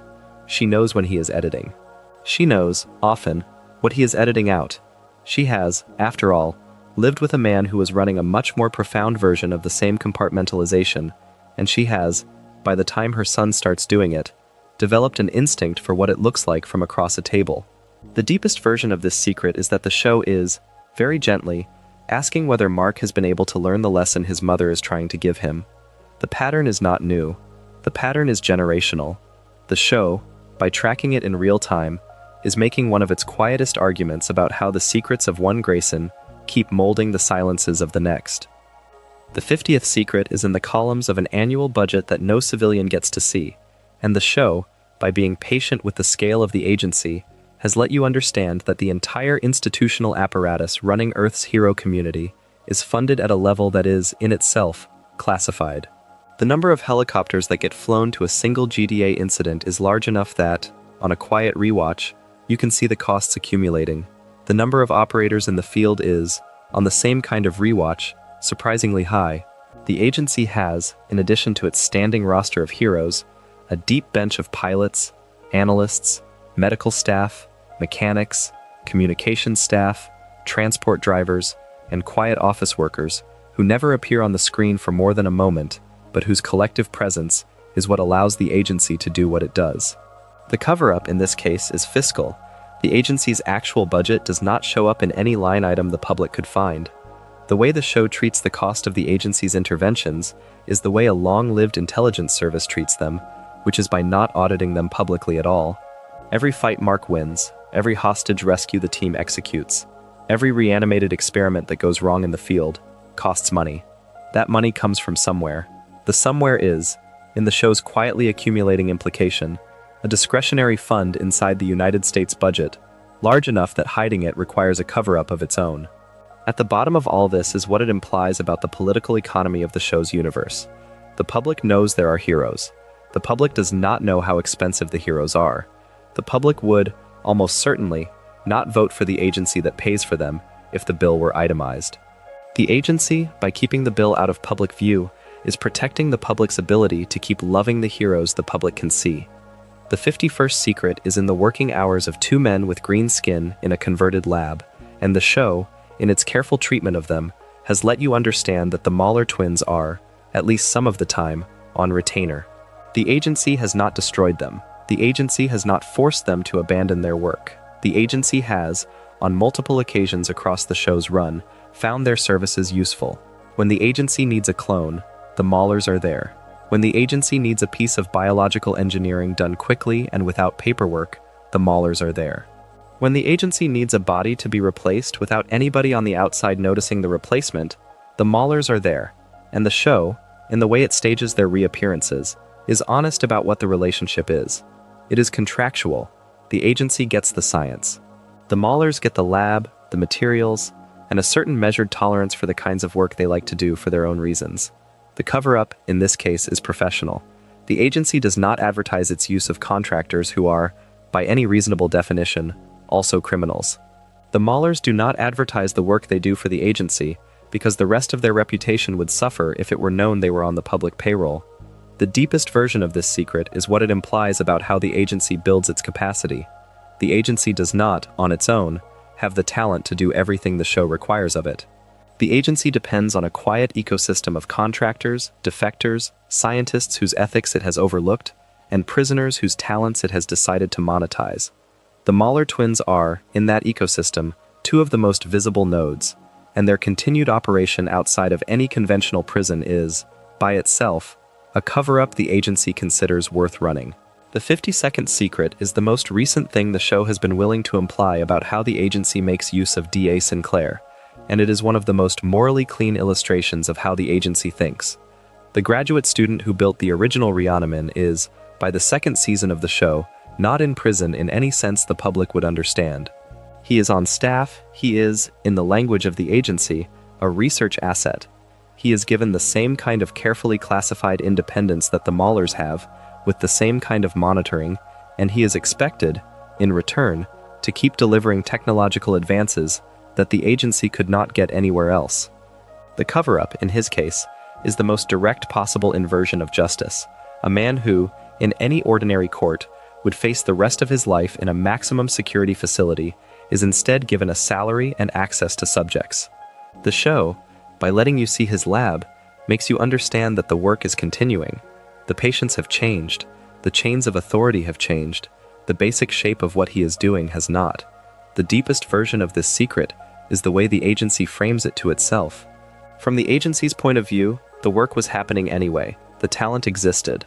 The choice was between letting that talent operate without oversight, in another lab, in another country, or letting it operate with oversight. Here, the agency picked oversight. The agency has, in the way bureaucracies do, decided that this counts as a moral choice. The show is not endorsing that view. The show is, very patiently, asking you to notice how easy that view is to slide into, and how many of the agency's worst calls are made entirely inside the language of harm reduction. The 53rd secret is on a list of names that includes some of the heroes you most respect, and the show, by being careful in the way it stages the agency's contingency planning, has let you see that nobody is permanently off the list. Cecil keeps notes on everybody. Cecil keeps notes on Mark. Cecil keeps notes on the Immortal. Cecil keeps notes on Black Samson. Cecil almost certainly keeps notes on Eve. The notes do not constitute distrust in the ordinary sense. They constitute, in the agency's own terms, due diligence. The agency considers it irresponsible not to maintain a file on the strongest people in its sphere of influence, and the agency considers it irresponsible not to update the file in light of new information. What is being hidden here is the most institutional one in the show. The heroes do not see the files. The heroes, almost certainly, would not approve of the files if they did. The agency, by being careful about access, prevents the people in the files from ever forcing the question of whether the files should exist at all. The deepest version of this is what it implies about the agency's relationship to the hero community as a whole. From the agency's point of view, the community is a set of assets and a set of potential threats, and the assets and the potential threats overlap in every single case. The heroes the agency loves the most are also the heroes the agency, on a long enough timeline, will have to manage. The work of preparing for that future is being done now, calmly, in offices with carpets, by people who consider their job a form of public service. The 54th secret is in the small, almost throwaway moments where Cecil's home life flickers into view, and the writers, by letting those moments breathe, have let you understand that the man at the center of every cover-up also has a personal one running on himself. He is divorced. He talks, in the small moments, about a family he does not see often enough. He carries, when the camera is not on him, the weight of having spent his life building an agency that has prevented him from being the kind of family member he might have been. The cover-up, in this case, is the one he runs against himself when he goes home. He has told himself that the work is worth the cost. He has told himself that the alternative would have been worse. He has told himself that the marriage he lost would have failed for other reasons anyway, that the daughter who barely speaks to him will, on her own timeline, understand. The camera, by lingering on him in the right moments, lets you see that he is, at least some of the time, not sure he believes himself. The deepest version of his character is not the cool operator on the helicopter pad. It is the man who, at the end of a difficult day, sits in his own quiet office and runs the same private calculation he has been running for decades, which is whether the version of his life he chose has been, on balance, the right one. The show has not given him an answer. The show has not, in fact, given him the conditions under which he could ever get one. He will keep working. He will keep choosing.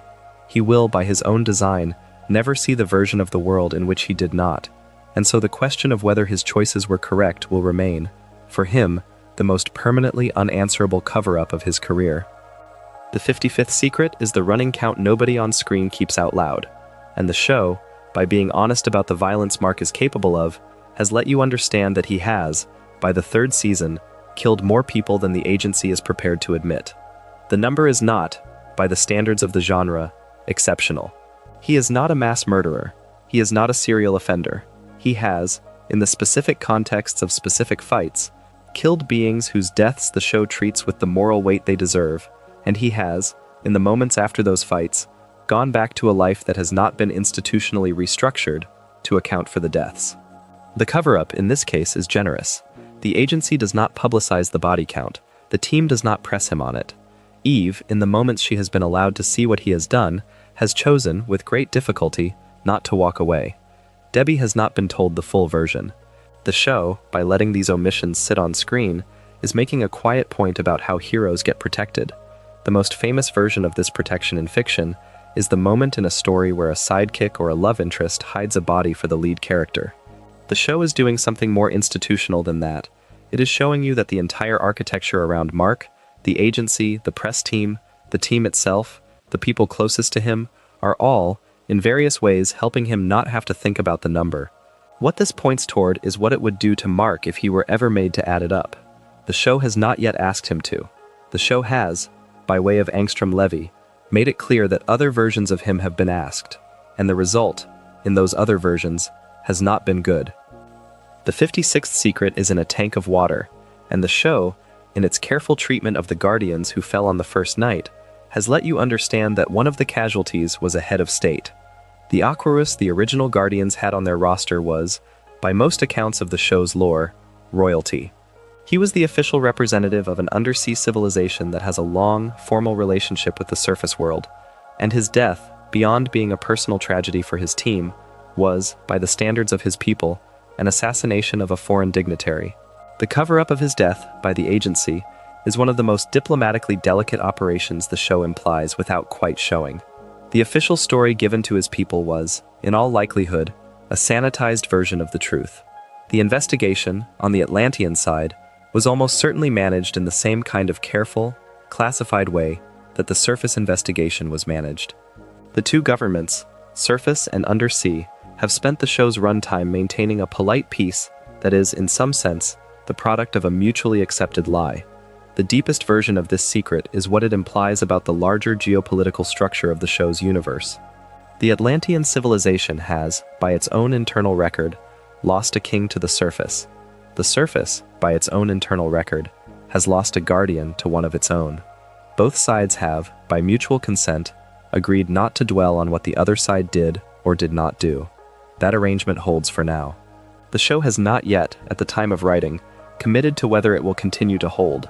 But the existence of the arrangement, the fact that the agency has had to do diplomacy with an entire ocean for a decade about a single death, is one of the largest cover-ups in the entire setting, and it is one of the ones the show has been quietest about. The 57th secret is in a small box of personal effects that the agency has decided not to forward, and the show, with one of its quieter cruelties, has let you understand what is in it. Olga, the widow of Red Rush, is one of the characters the show has been most patient with in the human aftermath of the founding atrocity. She is given scenes that focus on her grief in a way the genre almost never permits. She is given time. She is given the dignity of having her language not always translated. And she is, in the moments where she asks for it, denied the truth. The agency has decided that the cleanest way to manage her grief is to tell her a version of her husband's death that is, in some specific details, not accurate. The version she is given protects the agency. The version she is given protects Cecil. The version she is given, by leaving out one or two specific facts, makes the grief manageable in a way the real version would not be.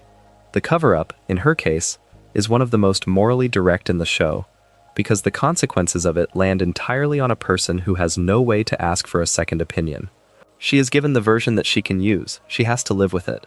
What this points toward is the way the show, in the time it takes with her, makes the audience understand that this is happening, in some version, to many other surviving spouses, many other children, many other parents, of the people who died on that first night. There is a community of grief, in the show's universe, whose members have all been given carefully drafted, slightly inaccurate accounts of the death of somebody they loved, and the agency has, in effect, asked each of them to mourn a person who is, in the official record, not quite the person who actually died. That is what most large cover-ups look like when they finish. They produce a long tail of small, unrepairable lies that, taken together, are heavier than the original truth would have been. The 58th secret is in the way Donald Ferguson, in the 3rd season especially, has been finding pieces of himself he was not supposed to find, and the show, by letting him sit with the discoveries, has given the audience some of its most heartbreaking material. He finds an item. He finds a note. He finds a recording. He finds, in the way an old detective finds the trail to his own past, the evidence of how many times he has been put back together. The cover-up, in this case, has been running on him for years, and the agency, by its own admission inside the show, has done it for what it considers his own good. The way Donald responds to the truth, as he finds it, is one of the show's most graceful pieces of acting writing. He does not, at any point, choose easy outrage. He does not, at any point, choose easy victimhood. He moves through a complicated, slow process of asking what it means that he has consented to this, multiple times, in versions of himself he can no longer remember, and what it means about who he is now. The deepest version of this secret is what the show seems to be heading toward letting him decide. He could refuse the next restoration. He could insist on being told, in advance, what the previous version of him asked for. He could insist on being allowed to die when his body next dies. The agency, by its own design, has not historically given him that choice. The show, by being patient with him, is letting the audience understand that he may, in some upcoming arc, decide to take the choice anyway, and that the cost of doing so will land on Cecil, on the agency, and on the friendships that have, in some sense, kept the entire program running. The 59th secret is in the way Mark and Eve, by the 3rd season, have begun finding ways to keep specific things from one another, and the show, by being honest about what those things are, has let you see how the work of staying together is also, in part, the work of building small private silences. There are missions Mark does not entirely describe. There are conversations Eve has had with her own family that she does not entirely bring home. There are, in the most particular sense, decisions each of them is making, in the moments they have alone, about what version of themselves they will present in the next conversation. The cover-up, in their case, is not malicious. It is the ordinary kind of small editing that close adults do in the work of maintaining a relationship, and the show is honest enough to let it exist on screen. What makes it interesting, in the context of a show that is otherwise about much larger institutional secrets, is the way it is presented as parallel to the larger ones. The lie at the top of the Global Defense Agency, the lie at the top of the Viltrumite Empire, the lie at the top of the Atlantean Court, all the way down to the lie at the top of one teenager's kitchen table, are, in the show's argument, on the same continuum. They are people deciding what other people are ready to hear. They are people deciding what other people deserve to hear. They are people deciding, in the moments when it would be easier to say nothing, that they will say nothing. The show, by being patient with Mark and Eve, is making sure that the audience understands that the small, private cover-ups in the show are not minor. They are the texture in which the larger ones become possible. The 60th secret is in the way Cecil has trained Mark to handle being interrupted, and the show, in some of its quietest moments, has let you see how systematic that training has been. Cecil has, on several occasions, used the override on Mark's earpiece to pull him out of a situation he had not, on his own, decided he was ready to leave. Cecil has, in one of the show's most chilling sequences, used a particular kind of weapon designed to disable Viltrumite physiology to demonstrate, in a private setting, that the agency has the tools to incapacitate Mark whenever the agency decides it needs to. Mark, after that sequence, comes away with a working understanding of what the agency could do to him if it wanted to, and the show is careful to let you see the way that knowledge changes the texture of his subsequent compliance. What goes unspoken, afterwards, is the deal struck in the silence. Cecil does not advertise the demonstration. Mark does not, in any meaningful sense, share it with his friends. The agency considers the demonstration to have been a clarifying conversation. Mark considers it, on a private level, to have been a kind of intimate threat. The relationship survives. The relationship had to survive, because both sides have agreed, by the time the dust settles, that the value of working together outweighs the discomfort of acknowledging what just happened. The deepest version of this secret is what it says about how the agency keeps its most powerful employees on the team. It does not depend in the end on persuasion. It depends in the end on the proven existence of a toolkit. The persuasion is what gets used most of the time. The toolkit is what is always sitting in the next room. The 61st secret is in the multiverse, and the show, by being patient with the very brief glimpses it has offered so far, has let you understand that there are versions of this story in which Mark Grayson is the worst thing that ever happened to Earth. The series has, on several occasions, given you brief windows into other realities through the perspectives of characters who have access to them. Some of those windows have shown you a Mark who joined his father. Some have shown you a Mark who took the offer from the Coalition and used the resulting authority badly. Some have shown you a Mark who simply lost control once too often and was, by the time the rest of the heroes could regroup, beyond saving. The cover-up in this case is the show's. The audience is not given the full catalog of failed Marks. The show is showing you enough to understand that the catalog exists. Read further still. The most striking thing about this restraint is what it implies about the writer's view of their protagonist. They are not assuming, on the audience's behalf, that he is safe to root for. They are asking you to choose to root for him, knowing that, in other versions of the same person, the rooting would be a moral mistake. That is unusual for the genre. The genre usually wants you to believe that the main character is the version of himself most worth liking. The show is asking, instead, that you understand that the version of himself most worth liking is one of many versions, and that the work of being that version is, for him, conscious. At the bottom of the multiverse arc is the show's argument that heroism is not a default position. It is a thing a person becomes, against the backdrop of an entire catalog of alternatives in which they did not. The 60-second secret is in the way the show, even when it is telling you the truth, is still picking which truth to tell, and the most efficient way to see this is to consider its handling of the original lineup of the new Guardians of the Globe. The team you are introduced to after the original founding atrocity is presented, both within the show and to the audience, as a kind of comeback story. Some of the new members are familiar. Some of them are upgrades. Some of them, on a careful rewatch, are people whose recruitment to the team was, at the time, more about the agency's roster needs than about the public's enthusiasm. The show does not pretend that the new team is a clean, organic successor to the old one. It lets you see that the new team is, in part, an institutional construction, assembled to fill the spaces a catastrophe left behind. The cover-up, in this case, is one the audience is, in some ways, complicit in. The audience wants the team to feel real. The audience wants the heroes to feel like a family. The show, by being patient with the new lineup, lets the audience watch the team slowly become the thing the agency was hoping it would be, and the audience, in real time, watches itself form attachments to a group of people the agency has chosen for it. The deepest version of this is the way the show, by the end of the third season, has earned those attachments. The team does, in fact, become a family. The bonds, in fact, become real. But the original event that produced the team, the night somebody's hands killed 7 people in a room, was an agency event, and the family you have come to love is, in a sense, an agency family. The cover-up, in this case, is one the show is, very gently, asking you to notice in yourself.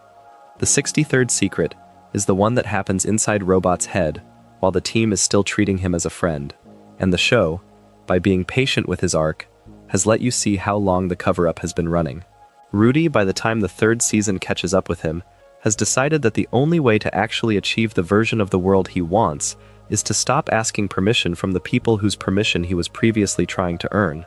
He has been building, quietly, for a long time. He has been collecting alliances. He has been positioning resources. He has been waiting, with a strategist's patience, for a moment when the rest of the Guardians and the agency would be sufficiently distracted that he could move. The cover-up, in his case, is comprehensive. The team has not noticed. The agency has not, in the timeframes that matter, noticed either. The people who were closest to him professionally have been allowed to keep thinking of him as the calm, careful, slightly socially awkward coordinator he always was, and the version of him that has been planning the takedown of the institutions around him has been hiding inside that surface presentation the entire time. The show, by being honest about the way he does this, lets you understand one of its hardest arguments about secrecy, which is that the most effective cover-ups in this universe are run by people who are exceptionally good at their public roles. Cecil is good at the agency. Nolan was good at being a husband. Robot was good at the teen team.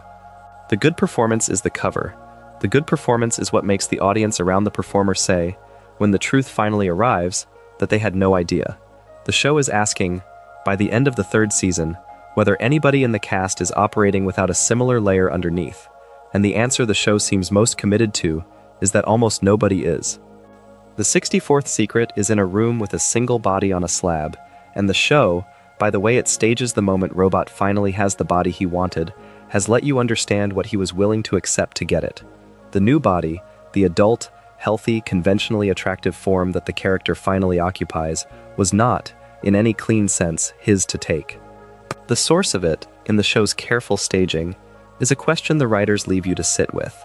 The exact identity of the person whose body was used has been the subject of fan debate, and the show, as of the most recent material to have aired, has not insisted on a single canonical answer.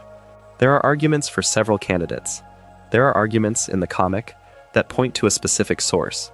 The animated series has been more careful, and so this section has to be flagged as informed reading rather than confirmed fact. What is unambiguous, in the show, is that the body did not consent. What is unambiguous is that the body was produced inside the network of contractors Cecil has historically used, which is to say, almost certainly with the involvement, in some form, of the Mahler twins. What is unambiguous is that the agency, by the time Rudy is in the new body, has decisions to make about whether to support him, work around him, or move against him, and the agency makes those decisions, as it has historically made every decision, with reference to its own internal calculus, and not to the consent of the people the calculus is being applied to. The cover-up, in this case, is the one Rudy attempts to run after he has been moved into the new body. He wants to be loved. He wants the people he has loved to be willing to love him in the form he has chosen. The show is honest enough to let that wish exist on screen, and honest enough to let the audience watch him fail, in real time, to be honest about what the wish actually cost. The 65th secret is the way the show, in its third season, has begun, letting you understand that the coalition of planets is closer to making its formal pitch to Earth than either the agency or the public has been told. Alan, by the end of the third season, has not quite said it out loud, and the coalition, by its own internal protocols, has not yet committed to the formal proposal. But the implication that runs underneath the season's biggest events is that the strategic patience of the coalition is running out. The Viltrumite Empire has been getting closer. The Sequid problem has been getting larger. The window in which Earth can be quietly recruited as an ally, rather than rolled into a defensive alliance after a planetary-level incident, is closing. The thing being kept off the table, here, is something the agency would be doing well to be more curious about. Cecil's instinct, as it has historically been, is to keep Earth's hero community pointed at problems on Earth. The Coalition's instinct, as it has historically been, is to recruit those heroes into a larger, off-planet structure. The two structures are not openly at war. They are, in the show's careful framing, engaged in a long, polite tug-of-war over the most powerful people on the planet, and the people in the middle of that tug-of-war, Mark in particular, are being courted by both sides without being told, in full, what either side is asking for. The deepest version of this is what it implies about Mark's eventual choice. He is going to have to pick. He may not be allowed to pick on his own timeline. The show, by being patient, has set up a future season in which the act of choosing, on Mark's part, will be one of the most consequential single decisions in the entire setting. The 66th secret is in the silence Cecil keeps about his own most painful relationship with Mark, and the show, by being honest about the way they fall out and the way they come back together, has let you understand that the cover-up at the center of their friendship is mutual. There is a moment, in the third season, where the relationship between them genuinely breaks. The reasons for the break are public, in the sense that they happen in front of other characters. The depth of the break is private, in the sense that neither of them, in the immediate aftermath, can fully articulate what they have lost. Mark, in the time afterwards, has to do without the agency's full support. Cecil, in the time afterwards, has to do without his most powerful operative. The audience is allowed to see how much each of them needs the other, and the audience is allowed to see, in the way they slowly, awkwardly, partially patch the relationship back together, that neither of them is going to be able to tell the other the full truth about what the absence cost them. The cover-up, in this case, is the one between friends who have decided that the survival of the friendship is more important than the conversation that would, properly speaking, be necessary to honor what happened. They both know what they have done to each other. They both know they would do it again. The show, by being honest about that, makes one of its quietest arguments about how the apparatus of the agency reproduces itself emotionally. Cecil keeps Mark close, in the end, the same way Cecil kept Donald close, the same way Cecil keeps every difficult, valuable person close, by deciding that the relationship can absorb what has been done to it, and by, very gently, never asking the relationship to handle the conversation that would actually need to happen for it to be repaired. The 67th secret is the way every Viltrumite who has spent meaningful time on Earth has, on some level, started to like it, and the show, by being patient with this across multiple characters, has begun to let you see how dangerous a liking is to an empire that depends on its agents not forming attachments. Nolan, of course, is the most visible example. The arc the show eventually walks him through, in the long quiet sequences during his imprisonment and the moments before and after, is the arc of a man whose feelings for the planet he was sent to subjugate have, in the end, broken his ability to do his job. Anissa, in much briefer screen time, shows signs of the same risk. The other Viltrumites the show has touched on at the edges have, in their own ways, given the camera enough to suggest that the Empire's project of producing reliable agents has a structural weakness it has not solved, which is that the agents go native if they are left in the field too long. The cover-up, in this case, is the Empire's against itself. The Empire does not want to admit that its training is not equal to the long-term emotional exposure to a planet's culture. The Empire does not want to admit that its recall procedures have failed, repeatedly, in cases where an agent has been allowed to grow attached.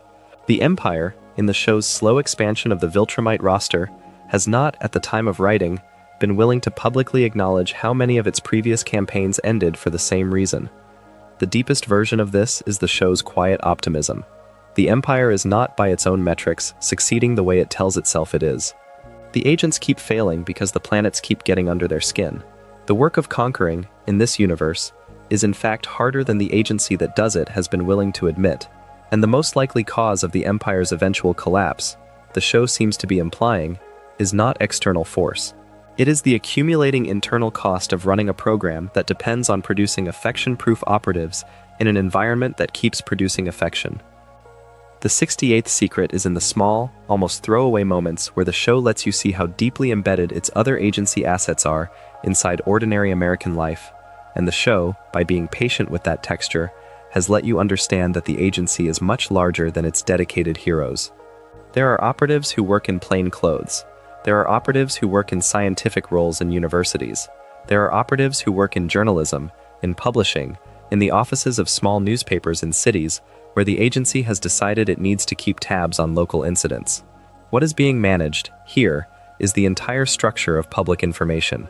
The agency has people inside the institutions that produce the official record of what is happening in the country, and the show, in its quietest scenes, lets you see them. The headline that gets printed has been negotiated. The follow-up coverage that does not appear has been declined for reasons the editor herself has accepted without quite knowing why. The angle taken in the broadcast has been calibrated against a set of considerations that the broadcaster did not write down.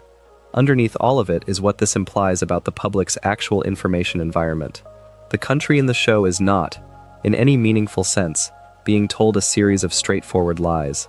It is being told, with care, a curated version of the truth, in which certain phrases recur, in which certain images do not, in which the framing has been, on a continuous quiet basis, adjusted in the direction that the agency considers most stable. The deepest secret in the show, more than any single cover-up, is the fact that this curation is ordinary. It is not an emergency measure. It is the baseline.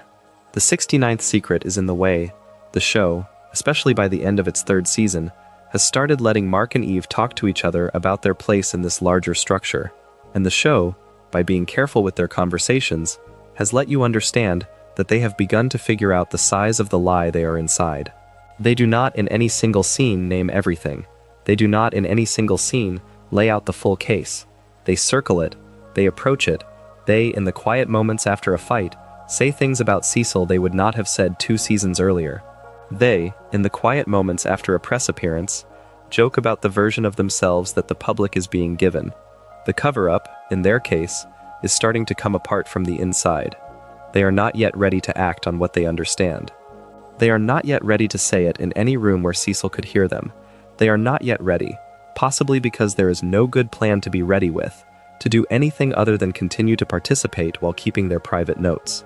The deepest version of this is the show's argument that the only realistic check on an agency this powerful is the slow accumulation, inside its own most prized assets, of the suspicion that the agency has not been telling them the truth. the agency can survive a public scandal.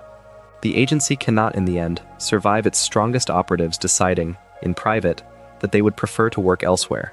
The show is, very patiently, laying the ground for the season in which that decision will start to mature into action.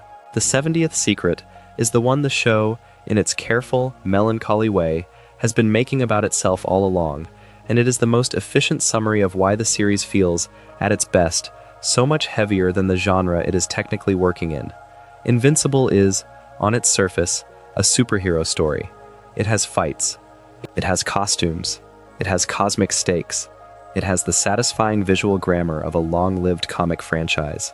But the work the show is doing, episode by episode, is the work of a long, patient piece of political fiction. The most important questions in the series are not who is the strongest, or who would beat whom in a fight. The most important questions are who decides who is allowed to know what, and who pays the cost when those decisions are made. The show is, in the most honest sense, a study in the institutional management of catastrophe. The fights are the camera bait.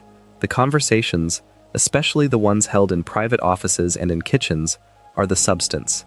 The deepest secret of the entire run, the one that you can only see when you take the whole show as a single object, is that the writers have been letting you watch the apparatus reveal itself one episode at a time, and they have been trusting you to notice. The show does not, at any single point, sit you down for an exposition lecture about the political ethics of the agency. The show simply lets the agency operate, lets the consequences pile up, lets the small, private grief of the survivors accumulate, lets the surviving heroes drift, very gradually, from the version of themselves they were the first time you saw them, and lets you, the viewer, come away from each season with a slightly more complete and slightly more uncomfortable picture of what the universe of the show is actually doing. That is, in some ways, the most generous cover-up the show is running, the one it is running on itself. It pretends, on the surface, to be a punchier and louder thing than it is. It buries, under that surface, an extraordinarily patient indictment of the way institutions tell the truth. The 71st secret is in the way the show has begun, very slowly, to let the cost of being a hero in this universe land on the camera, and the most efficient way to see this is to consider the way the show has begun framing the new Guardians of the Globe in their off-duty hours. They are not, by the third season, fine. The Immortal is not fine. Black Samson is not fine. Bulletproof is not, in the small moments he gets, fine. Duplicate is not fine. The young members of the team, the ones who came in through the teen team, or through the reorganization, are not fine. The show is doing the work of letting you understand that the institution they are part of is not, in any meaningful sense, providing them the kind of care that ordinary people in dangerous jobs receive. There is no therapist on staff. There is no formal grief counseling. There is, instead, a steady, paternal, slightly inattentive offer of more work, more missions, more opportunities to do the thing that broke them in the first place, in the hope that the doing of the thing will absorb the cost of what it has already done to them. What is being quietly not said, here, is internal to the agency culture. Cecil knows that none of these people are fine. Cecil has the resources to bring in actual support.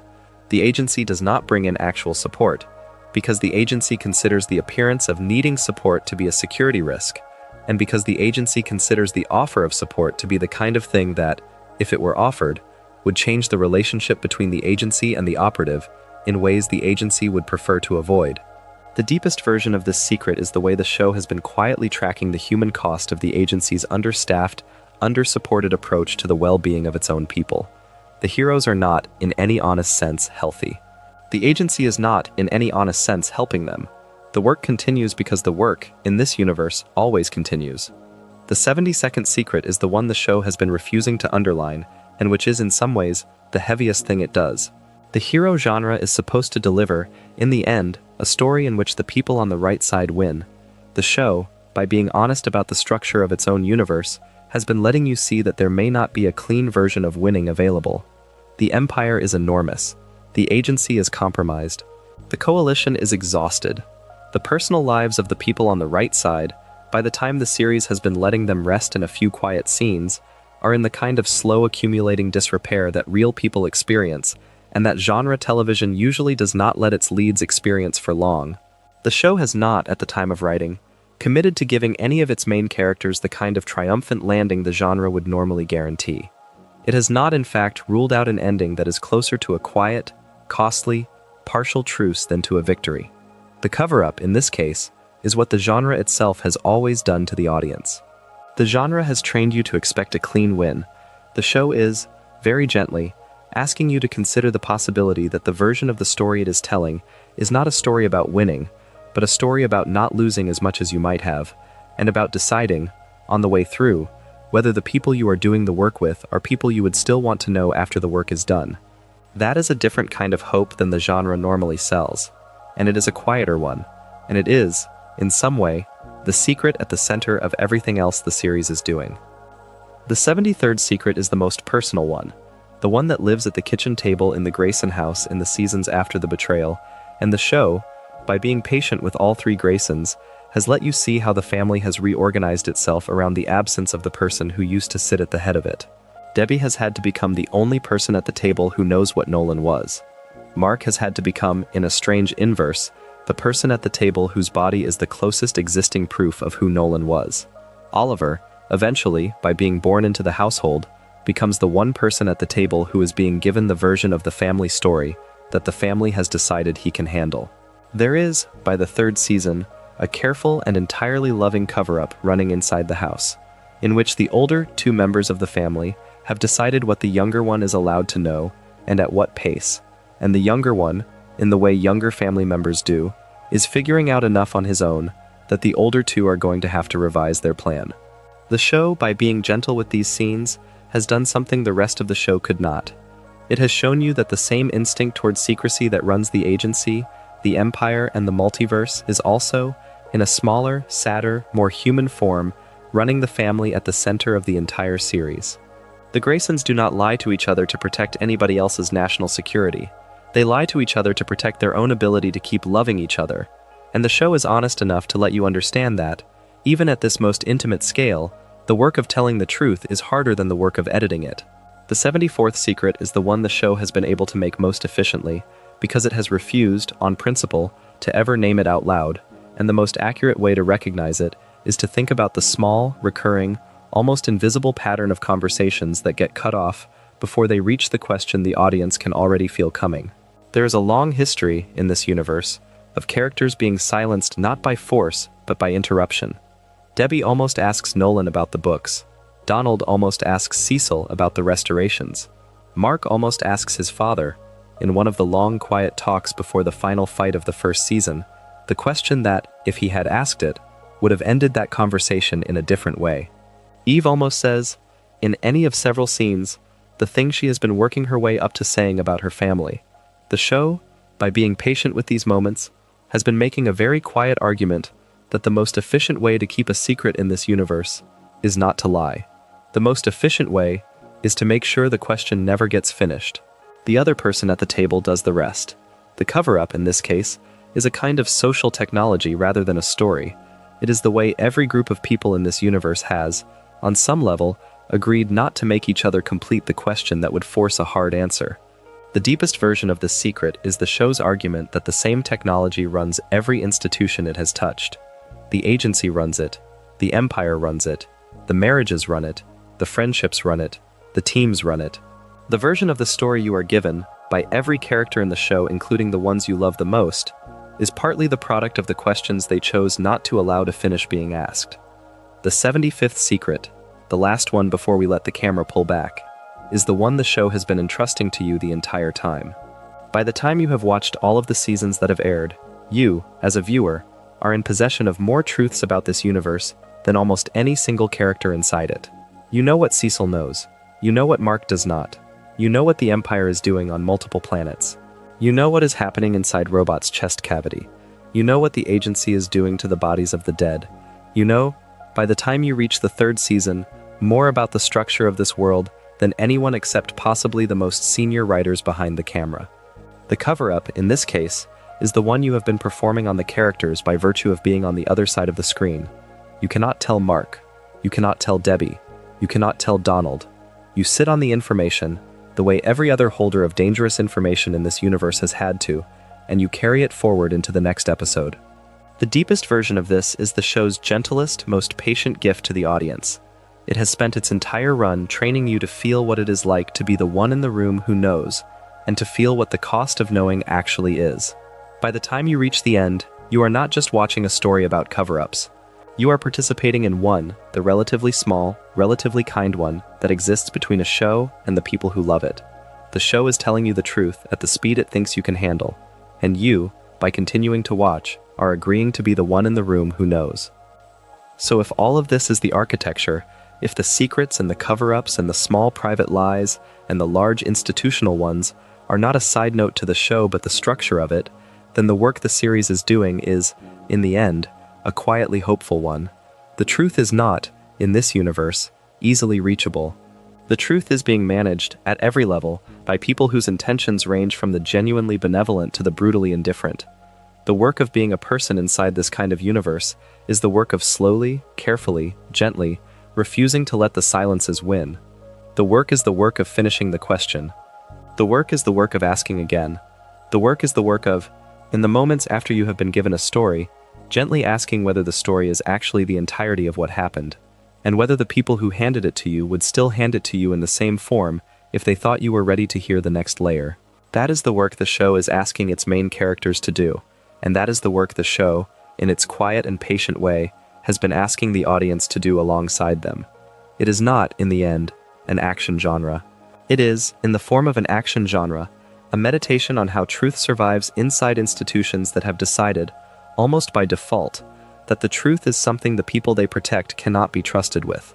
Almost everybody in the show is wrong about that, in their own way. The audience, by the time we have reached this point in the story, has been trained to know better. The hope of the series, if there is one, is that the characters, on their own slow timelines, will arrive at the same understanding the audience has already begun to develop. The Invincible the show wants you to remember is not the boy in the costume in the first season, it is not the angry young man in the second, it is not the exhausted, scarred, more thoughtful figure of the third. It is somebody the show has not entirely shown you yet, somebody whose adult life will be defined, more than anything else, by the way he handles the secrets he has accumulated. He has been the keeper of his father's truth. He has been the keeper of the agencies. He has been the keeper of the coalitions, and the empires, and his mother's, and his own. The work the show seems to be building toward, in whatever remains of its run, is the work of asking him to decide which of those secrets he is willing to carry, which he is willing to share, which he is willing to allow to die with him, and which he is willing to die for, if the choice in the end comes down to that. The audience, in the meantime, has been training itself, in real time, alongside him, to think about that decision. The show has been a long, careful preparation for it. The secrets and the cover-ups and the careful coverage of the news cycle and the careful management of the press and the careful redactions of the personnel files have all been, in their own way, the practice grounds. So that, by the time we get up out of this chair, is the deepest secret in Invincible. The deepest secret is that there is no deepest secret.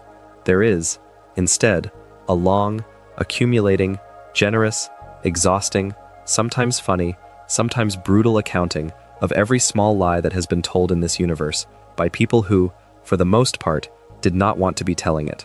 The show is, in the end, an act of bookkeeping.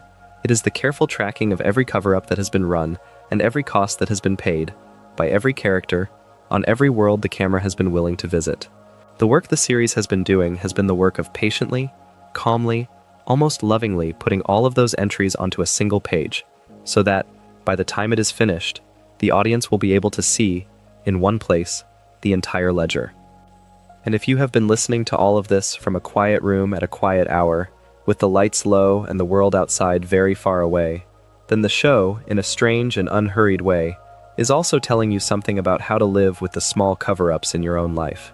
The point is not to expose them all. The point is not to make a scene about them. The point is to know, in the quiet, what you are actually carrying, and to be honest with yourself, when nobody else is listening, about how much of it you are willing to keep carrying without help. The series is, in the end, a generous companion for that kind of thinking. It does not, at any point, judge you for the things you have not yet said. It just lets you watch, from a safe distance, the lives of people who have not said the things they should have said yet, and lets you make your own choices about the conversations you might, very gently, on your own timeline, eventually be ready to finish. If you enjoyed the video, make sure to subscribe, and I'll see you in the next one.